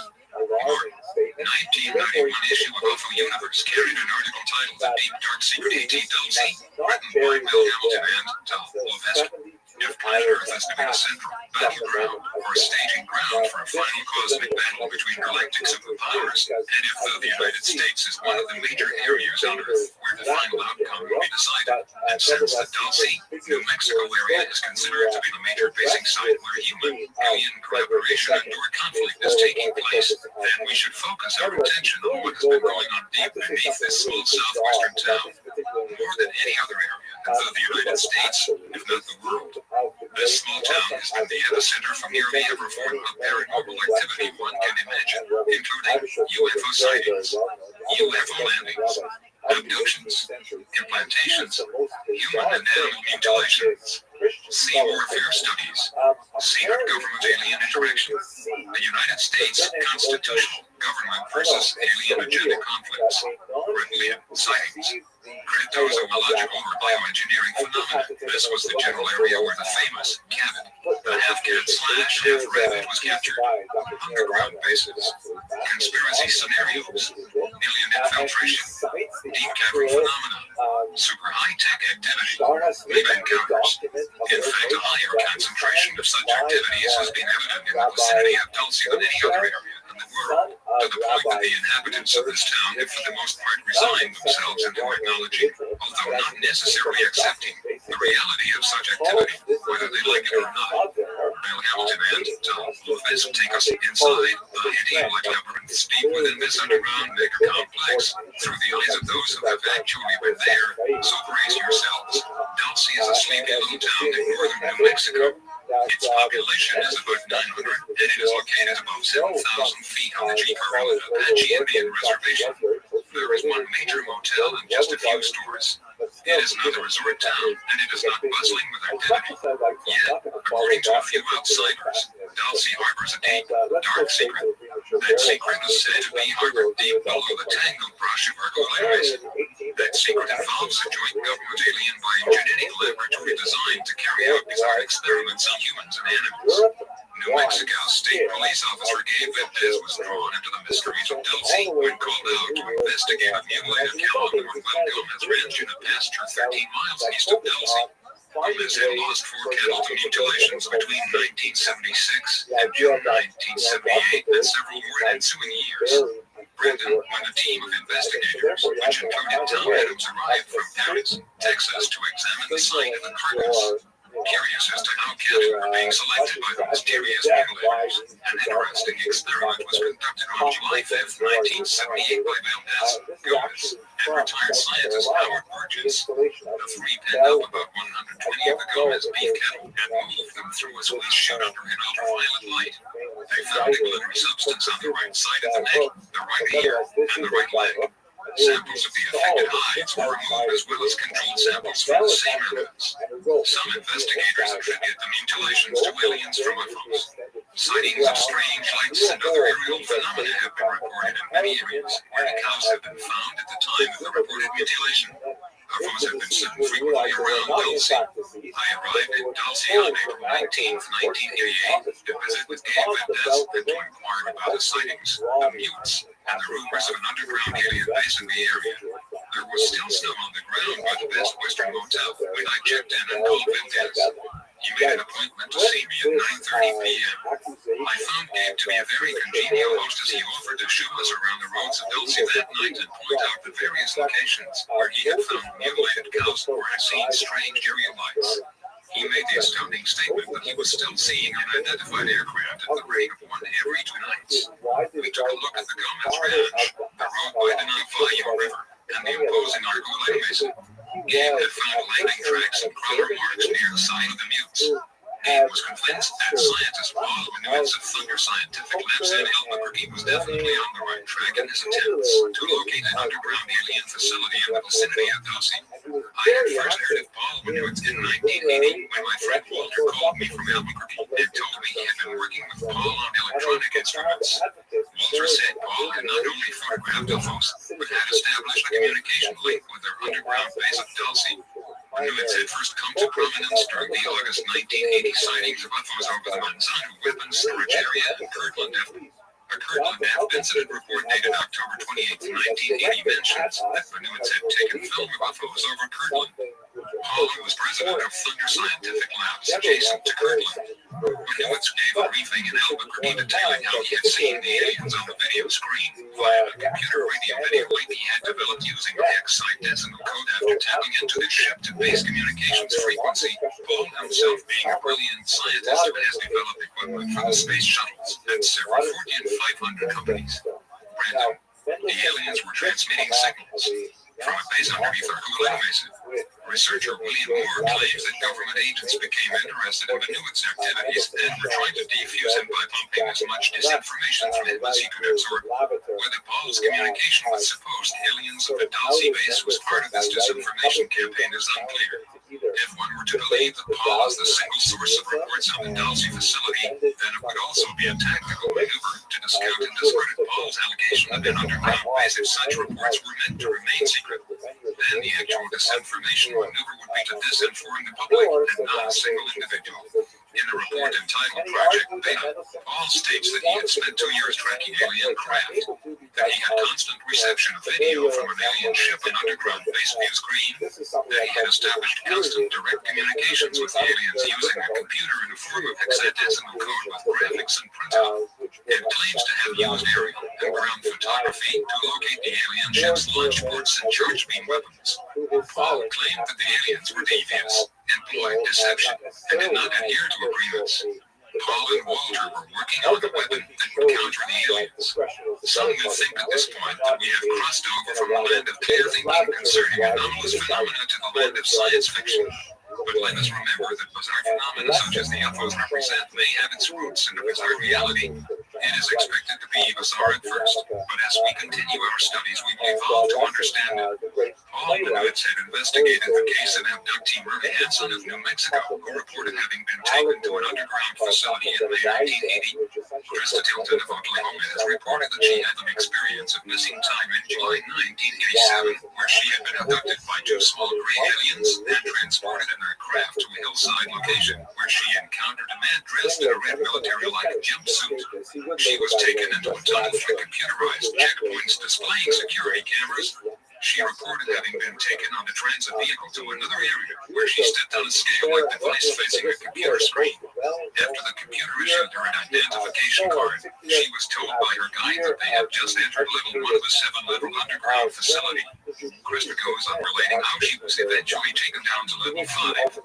She reports having seen alien craft and little gray alien entities in some of the areas that she passed through. Krista reports going into one large room where she saw large tanks with computerized gauges up to the tanks and large arms that extended from some tubing down into the tanks. She noticed a humming sound, smelled formaldehyde, and was under the impression that some liquid was being stirred in the tanks. Krista has made drawings of much of what she had witnessed during her induction. These tanks Krista talks about were depicted in a set of controversial papers called the Dulce Papers. These papers were allegedly stolen from the Dulce underground facility along with 30 black and white photos and a videotape by a mysterious security officer who claims to have worked at Dulce up until 1979 when he decided that the time had come to part company with his employers. The rest of the story is about this security officer who has met with one of us in an attempt to tell us the truth about the aliens, the so-called the United States government, and the Dulce base. He is announcing his intention to come out of hiding and present soft and hard evidence of his claims.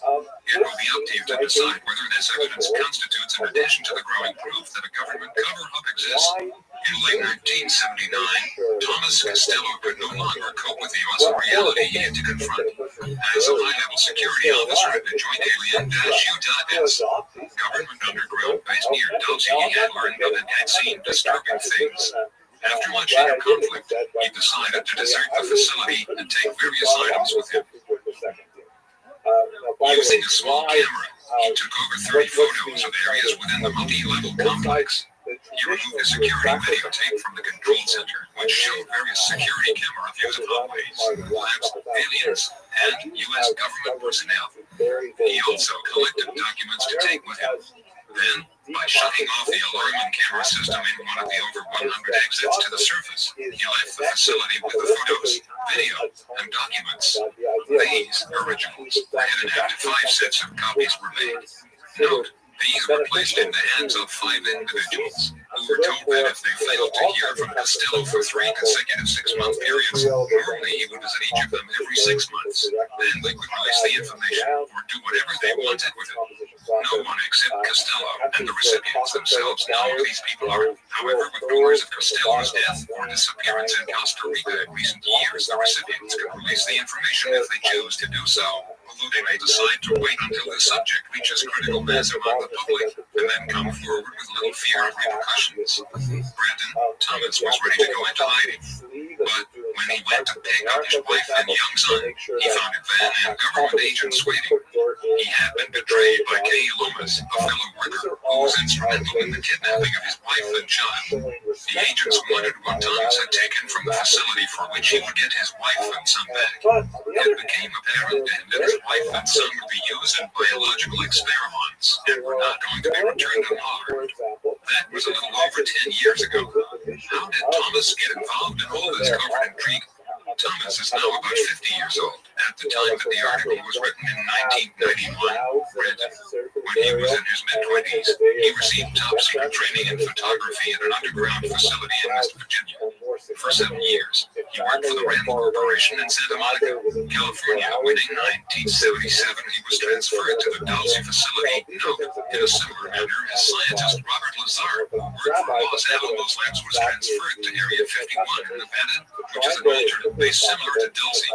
Lazar claims that he replaced a scientist who had died during an altercation with aliens in the tunnels below the Nevada military complex. The point I'm trying to make is that both Rand Labs and Los Alamos Labs apparently have the answers to what is really going on under Dulce at Area 51, if anyone does.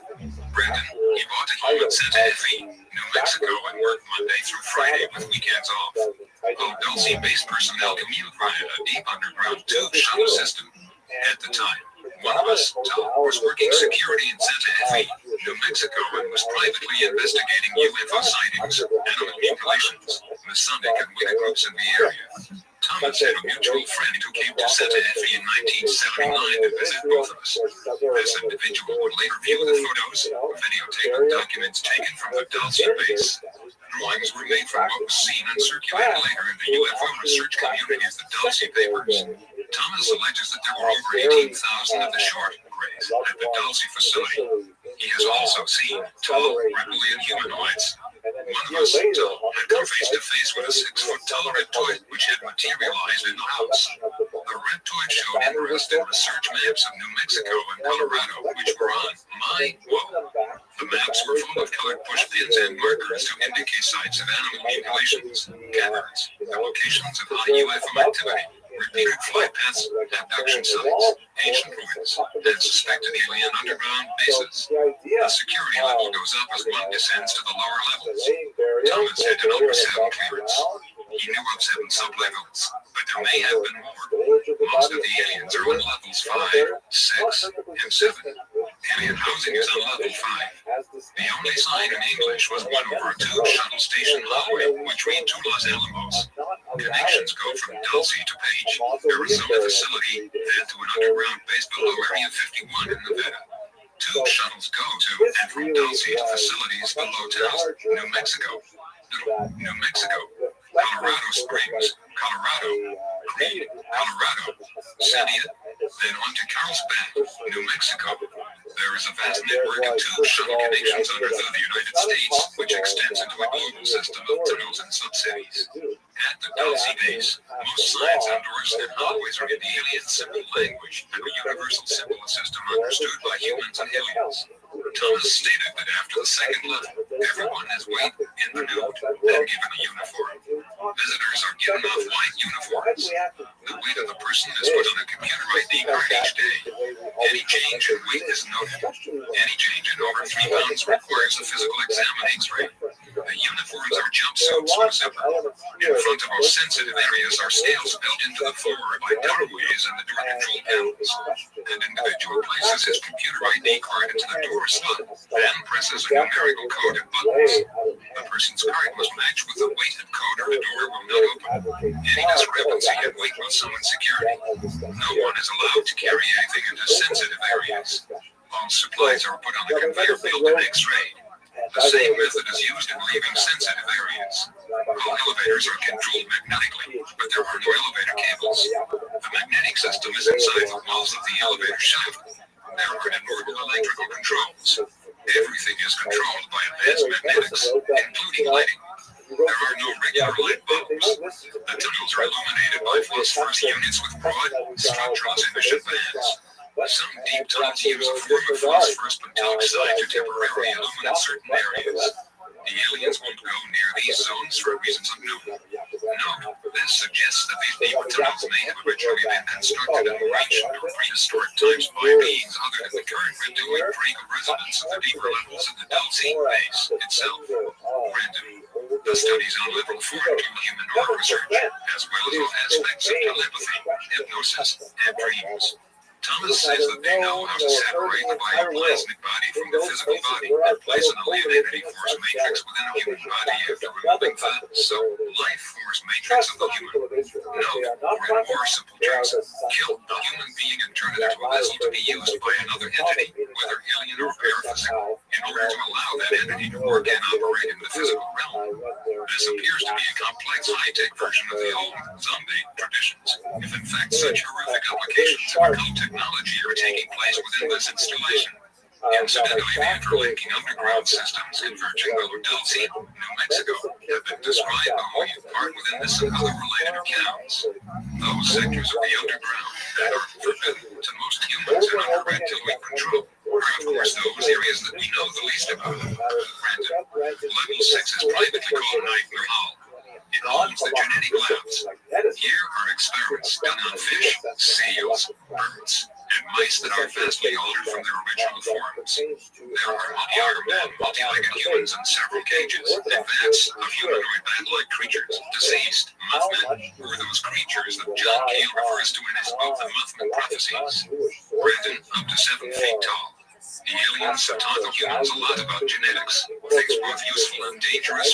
Told them describes something which might seem unbelievable if it weren't for the fact that dozens of other sources seem to have confirmed it. This discovery was reportedly one of the real reasons for the incitation of the Dulce Wars. Level Problem number 7 is the worst. Row after row of 1,000s of humans and human mixture remains in cold storage. Yet 2 are embryos of humanoids in various stages of development. Also, many human children's remains in storage vans. Who are these people? My sources of information include people who worked in the labs, abductees taken to the base, people who assisted in the construction, intelligence personnel, NSA, CIA, etc., and UFO and Earth researchers. This information is meant for those who are seriously interested in the Dulce base. For your own protection, be advised to use caution while investigating this complex. The Greys, the reptoids, the winged Draco species are highly analytical and technologically oriented. They have had ancient conflicts with neo-humans and may be staging here for a future conflict.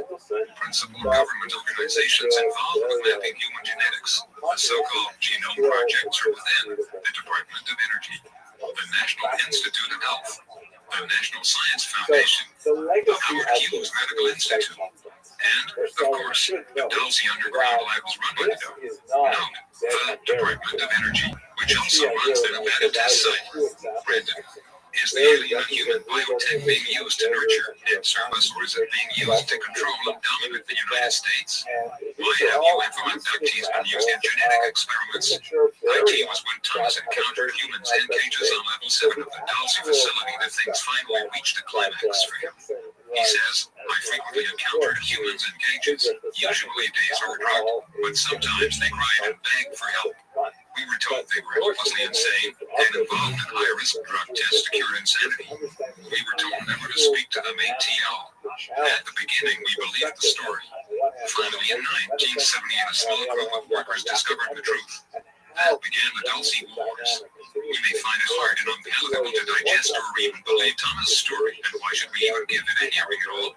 Probably for no other reason than the fact that many others are coming out and telling bizarre stories, and the fact that there may be a terrible truth hidden behind the continuing phenomenon of UFO sightings, abductions, and animal mutilations. Our government intelligence agencies have had an ongoing watch for UFO activities for many decades now.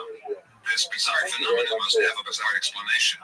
We may be only one outpost in a vast interstellar drama. Recently, researcher John Anderson went to Dulce, New Mexico, to see if there was anything to the reported UFO activity.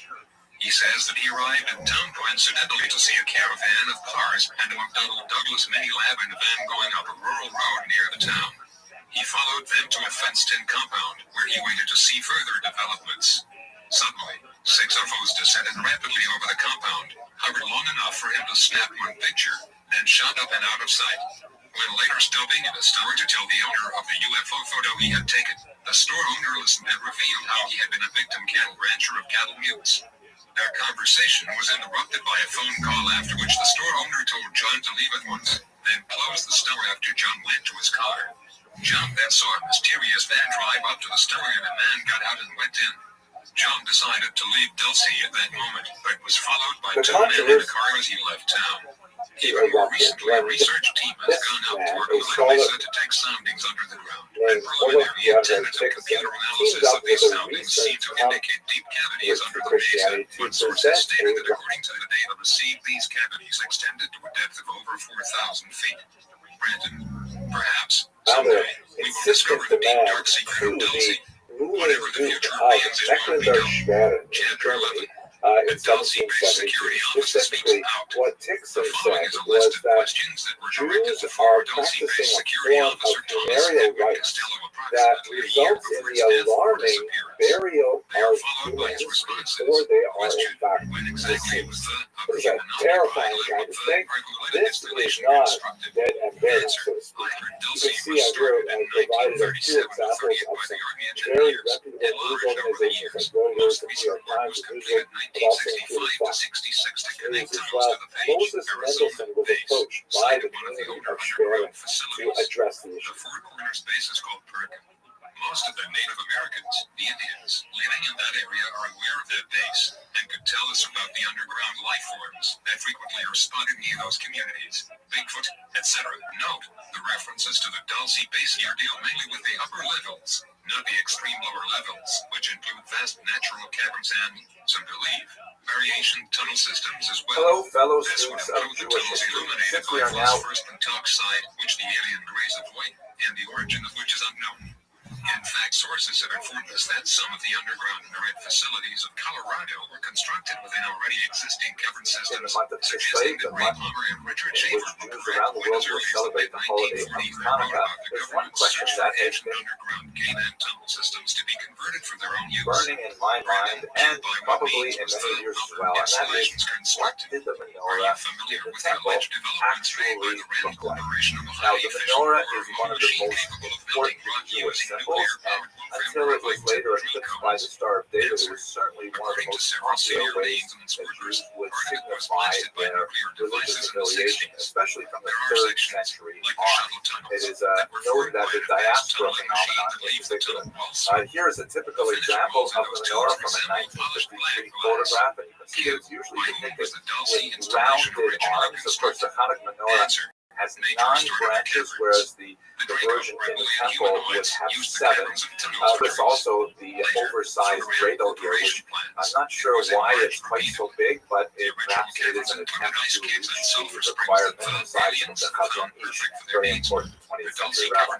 But at any rate, how did the menorah get rounded or straight branches? Those who prefer the straight branch candelabra for the holiday of Hanukkah are most likely associated with the Chabad Hasidic movement, and you will see this particular representation in lots of public places, which is kind of a signal motif of the Chabad movement at this time of year, and also on the top of minivans, like in this Paris photograph from 2009. The leader of the Chabad movement, Rabbi Menachem English person, was very adamantly indicating that this is the appropriate shape of the menorah, and that's why his followers to this day also tend to use this shape of menorah. And the evidence to support this particular design is specifically associated with the thought of Moses Maimonides, very important medieval scholar lived in the 12th and very early 13th century. And Maimonides, through his son, Abraham, who left no room for doubt, argued that the branches should be straight. Besides Abraham's explicit statement about his father's youth, we also have a medieval manuscript in the Oxford Library that has a hand-drawn menorah. Here you can see it looks kind of strange with these round symbols and these triangles, these cups, and so on, that are actually described in the biblical text, which incidentally, if the biblical text gave us a very clear, unequivocal point of view as to whether they were round or straight, we would be having this discussion. But this drawing in this medieval manuscript of Maimonides clearly indicates that his opinion is that they should be straight. Other authorities from that period, however, left either ambiguous descriptions or sided with a rounded version. The evidence for rounded arms to the menorah are significant as well. So perhaps the most well-known is the representation of the menorah on the Arch of Titus. The Arch of Titus was a ceremonial arch constructed in the late 1st century under the Emperor Domitian, and it was designed as a type of post-war propaganda to commemorate the victory over the Judaic rebels. On the inside of the arch, you can see there's a bas-relief that actually presents the carrying away of spoils from the temple, and the menorah is prominently displayed here, clearly having round arms. This is in conformity with the depiction that we have from Josephus, who is a major historian of that period. What is significantly at dispute is the base of the menorah, which does not conform to other descriptions at all, but we're going to focus specifically on the shape of the arms for now. So the question is, do we rely on Josephus and Roman representation of the menorah, which seem to have some historical validity, or do we rely on these medieval thinkers like Maimonides who present an entirely different tradition? Well, if you look at some of the rest of the 1st century archaeological evidence, and in particular, I'm going to rely very heavily on the research of the professor at Hebrew University, who did some amazing work with this. You can find has also done some remarkable work in menorahs in particular. But Professor Levine points to several other examples that all come from the late Second Temple period, that is right up until the destruction of the temple in the year 7. For example, if you look at this archaeological remain of Jason's tomb, this is a tomb from the era of the Hashmonaim, that is the Maccabean generation of kings in Israel, and this is a tomb that's located in Israel. When you go up close under this arch, you'll see that there's actually some bars that have been placed there to prevent people from actually going into the crypts themselves, where there are loculi, which are kind of like little niches in the wall or in the floor that's designed to accept bones or ossuaries, things like that. Funny story, when I visited this tomb many years ago with my wife and our first 2 children, and we're looking through the bars at what's going on there, my daughter, who was just about 2 years old at the time, actually slipped through the bars and went straight into the tomb. I was looking into these loculi, and we're like, not sure what to do, trying to get her out, but that's another story. Then she got out, she's okay, she's living in New Jersey now.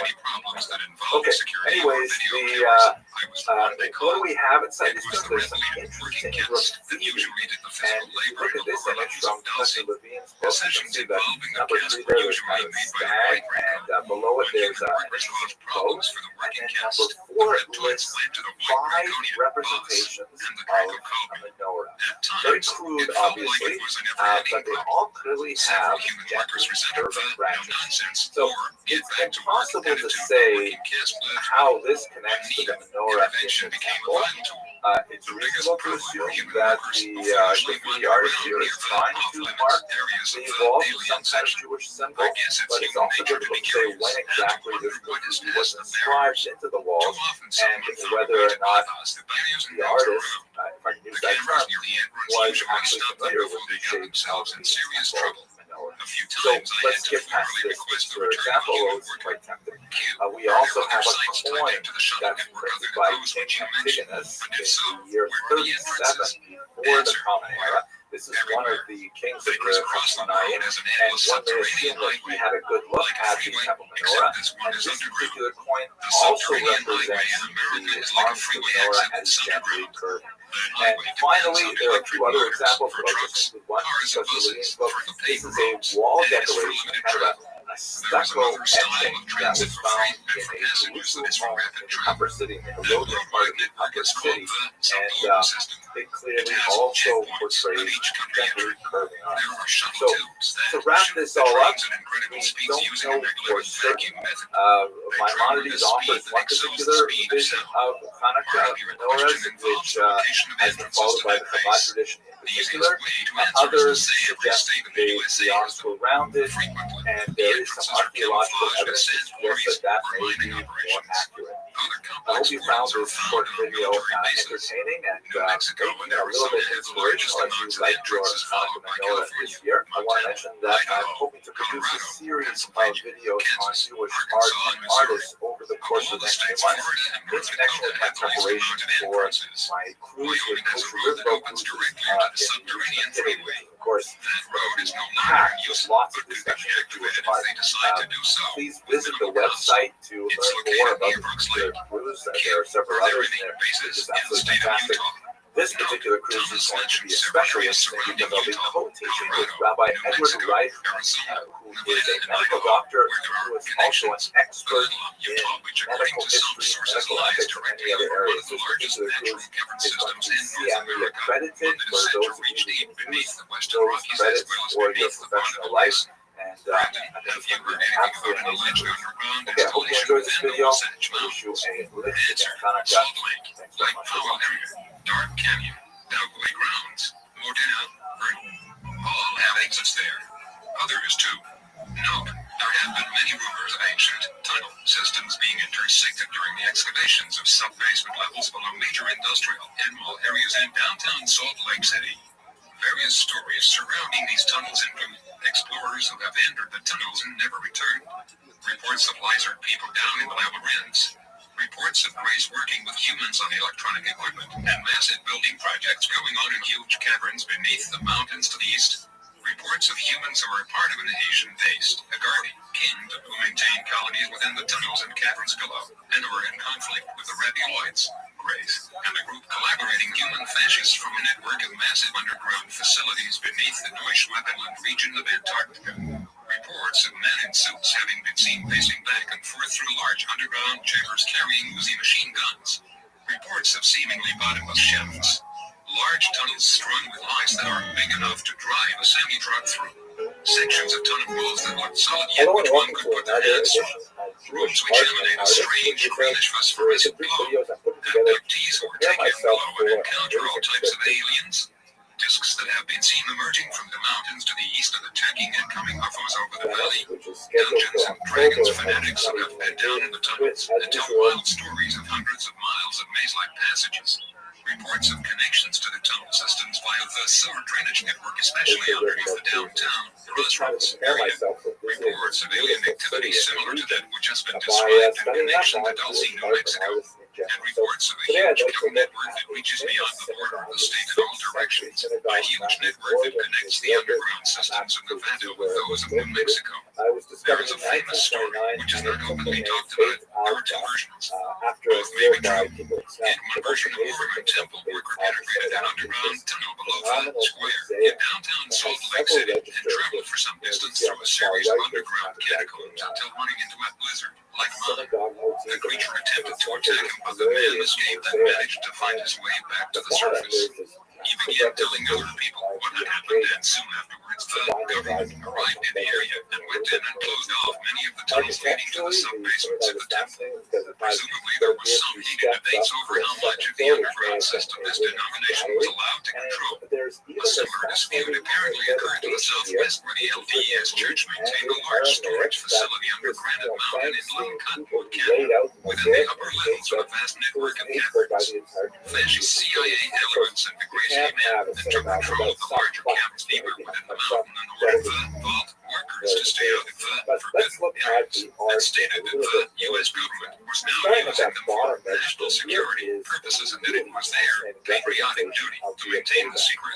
The other version concerned a custodian who entered a tunnel near the cinemas area below the crossroads and all across the street and to the south from the temple square, while excavation was being carried out in that part of the mall. The worker entered the tunnel and before long encountered serpent-type men, beat a hasty retreat, and told his fellow workers what he had seen. The FBI and the local police soon arrived and sealed the tunnel. Another story involved a young man who, along with a friend, had used a chain tied to his pickup truck to ram up the manhole cover in the area near the mall and the square. They navigated through a maze of sewer passages underneath and came to a shaft that descended in a series of 5 small rooms, one below the other, and from the bottom room the tunnel led south into a large chamber, wherein they saw a seemingly bottomless shaft, a large southwest tunnel strung with lights and large enough to drive a semi-through, and the footprints of some type of 3-toed bipedal creature. Other sources imply that early pioneers and settlers of the area who explored these tunnels came in contact with and in some cases even joined with some of the Telosian Agardi Belgian Mayan underground colonies below the Salt Lake Flats, the Salt Lake Valley and the Western Rockies. These sub-Rockies had formerly established territorial agreements with the reptiloids raised before the aliens began invading their subterranean lands below the Intermountain west on massive early 1900s. The treaties were part of an attempt to stave off a possible interspecies conflict, as skirmishes between the humanoids, Taros, and Rebelloids arose within the cavern networks of North America had been increasing since the 1920s, 30s, and 40s. Because of a somewhat non-exclusive collective mind with which these humans interacted, it was decided that one possible way to convert the reptilians into becoming beings of emotion and compassion was to allow them access to the group consciousness. The reptiloids, however, once given access, immediately began taking advantage of the collective and used it to control the humans on a subliminal basis. The ease with which this occurred may have been enhanced by the fact that the reptiloid submarines were already operating as part of a collective or group mind, one which was far more complex than the Ashtar or Astart collective itself, which many of the Inertians depended on. This suggests that the reptilian collective or hive itself is absolutely void of any care, concern, or compassion for human beings. In individual reptiloids operating distinct from the Draconian collective might, however, be tamed by other collective free humanoids in some cases, as some have reportedly been tamed by the Andropleodine worlds. If the non-humans could be severed from the collective, they might be deprogrammed and reprogrammed, so to speak, and even attain individual awareness and a degree of emotionalism. In such cases, it would not be advisable to give these creatures equal standing among humans, and absolute subservience and monitoring should be enforced even if means were found to sever them from the collective mind network. When dealing with the reptilian forces, unconditional surrender should be first offered, and if this is not accepted, then direct military action would be justified, especially in light of the many prevalent abductees whom the Greys and reptiloids have taken captive, those who are still alive, to their underground systems. Most of the treaties that the humanoids had made with the reptiloids held under have since been broken, especially following the Crew Wars of 1975 and the Dulcie Wars of 1979, during which time much of the underground United States space networks, which were funded by American tax dollars, by the way, were taken over by the Greys. Some sources have implied that the aliens took advantage of the chaos, especially during the Dulcie Wars, and commenced to invade and conquer several of the older underground colonies. This apparently led to a rift in the Ashtar collective, with many humanoids and hybrids splitting off and joining with the Andropleodine Federation non-interventionists, and many reptiloids and harmless humanoid agents splitting off and joining with the interventionists of the Draco-Orion Empire. The Sirius species to which, aside from Arcturus himself, has been the major center of Ashtar activity, has since been shaken by the split between the two opposing Asterian factions and reportedly raged through the Sirius system for several years, according to some contactees. An apparent reflection of the division within the underground networks of North America between the Pleiadian-backed Syrian humanoids and Orion-backed Syrian reptiloids, which both had maintained operations within the underground levels before the Dulcie Wars broke out. The Dulcie Wars were just the mere tip of the proverbial iceberg when we consider that the overall events, which happened at Dulcie, had a chain reaction effect throughout this whole sector of the galaxy. Before the division occurred, the reptiloids were invited to take part in peace talks in Telos and elsewhere as an act of good faith. But the reptiloid Grey collectivists were more interested in expanding their empire and feeding their insatiable appetite for conquest than they were in making peace, although they agreed to peace treaties that they never intended to keep for Trojan horse manipulation purposes. There is a realm of collaboration such as that taking place in the underground facilities near Paradox, Nevada, where collectivist humanoids and reptiloids from Sirius and Sol still maintain a collaboration of necessity in order to establish a global control system. However, a large number of humanoids within the underground systems are at war with the collectivist interventionist reptilian infiltrators who would otherwise assimilate these humanoids into their collective for deception, espionage, and mind control. Now several contactees like Alex Collier, Ray Keller, Stan Johnson, and others are claiming that the conflicts in Sirius between the Andropleodine-backed Ashtar forces and the Draco-Orion-backed Ashtar forces, which were infiltrated and commandeered by Draco-Orion agents, have now spread to the Sol system, as both stellar superpowers have focused on this most strategic system, intent on protecting their respective interests, here from being subverted by the other side. Brenton, Q, does the Mount Archuleta shuttle system connect with a shuttle system which allegedly radiates from Mount Shasta in Northern California? Yes. Mount Shasta is a major site of alien, elder race, reptilian race, human meetings. Beginning Cleveland, Grover, every president in the United States history had visited Telos City. Truman was supposed to have visited the lower realms as a high archon on Earth. He was supposed to have met the king of the world there and gave him the keys to the USA. Note, whether or not the reigning king of the Agardi realms at the time had benevolent or other motives, subjecting America to an outside superpower without congressional consent would be considered high treason. Although unelected/appointed individuals working within the executive military industrial branch of government might choose to do so with their own volition without congressional or senatorial consent.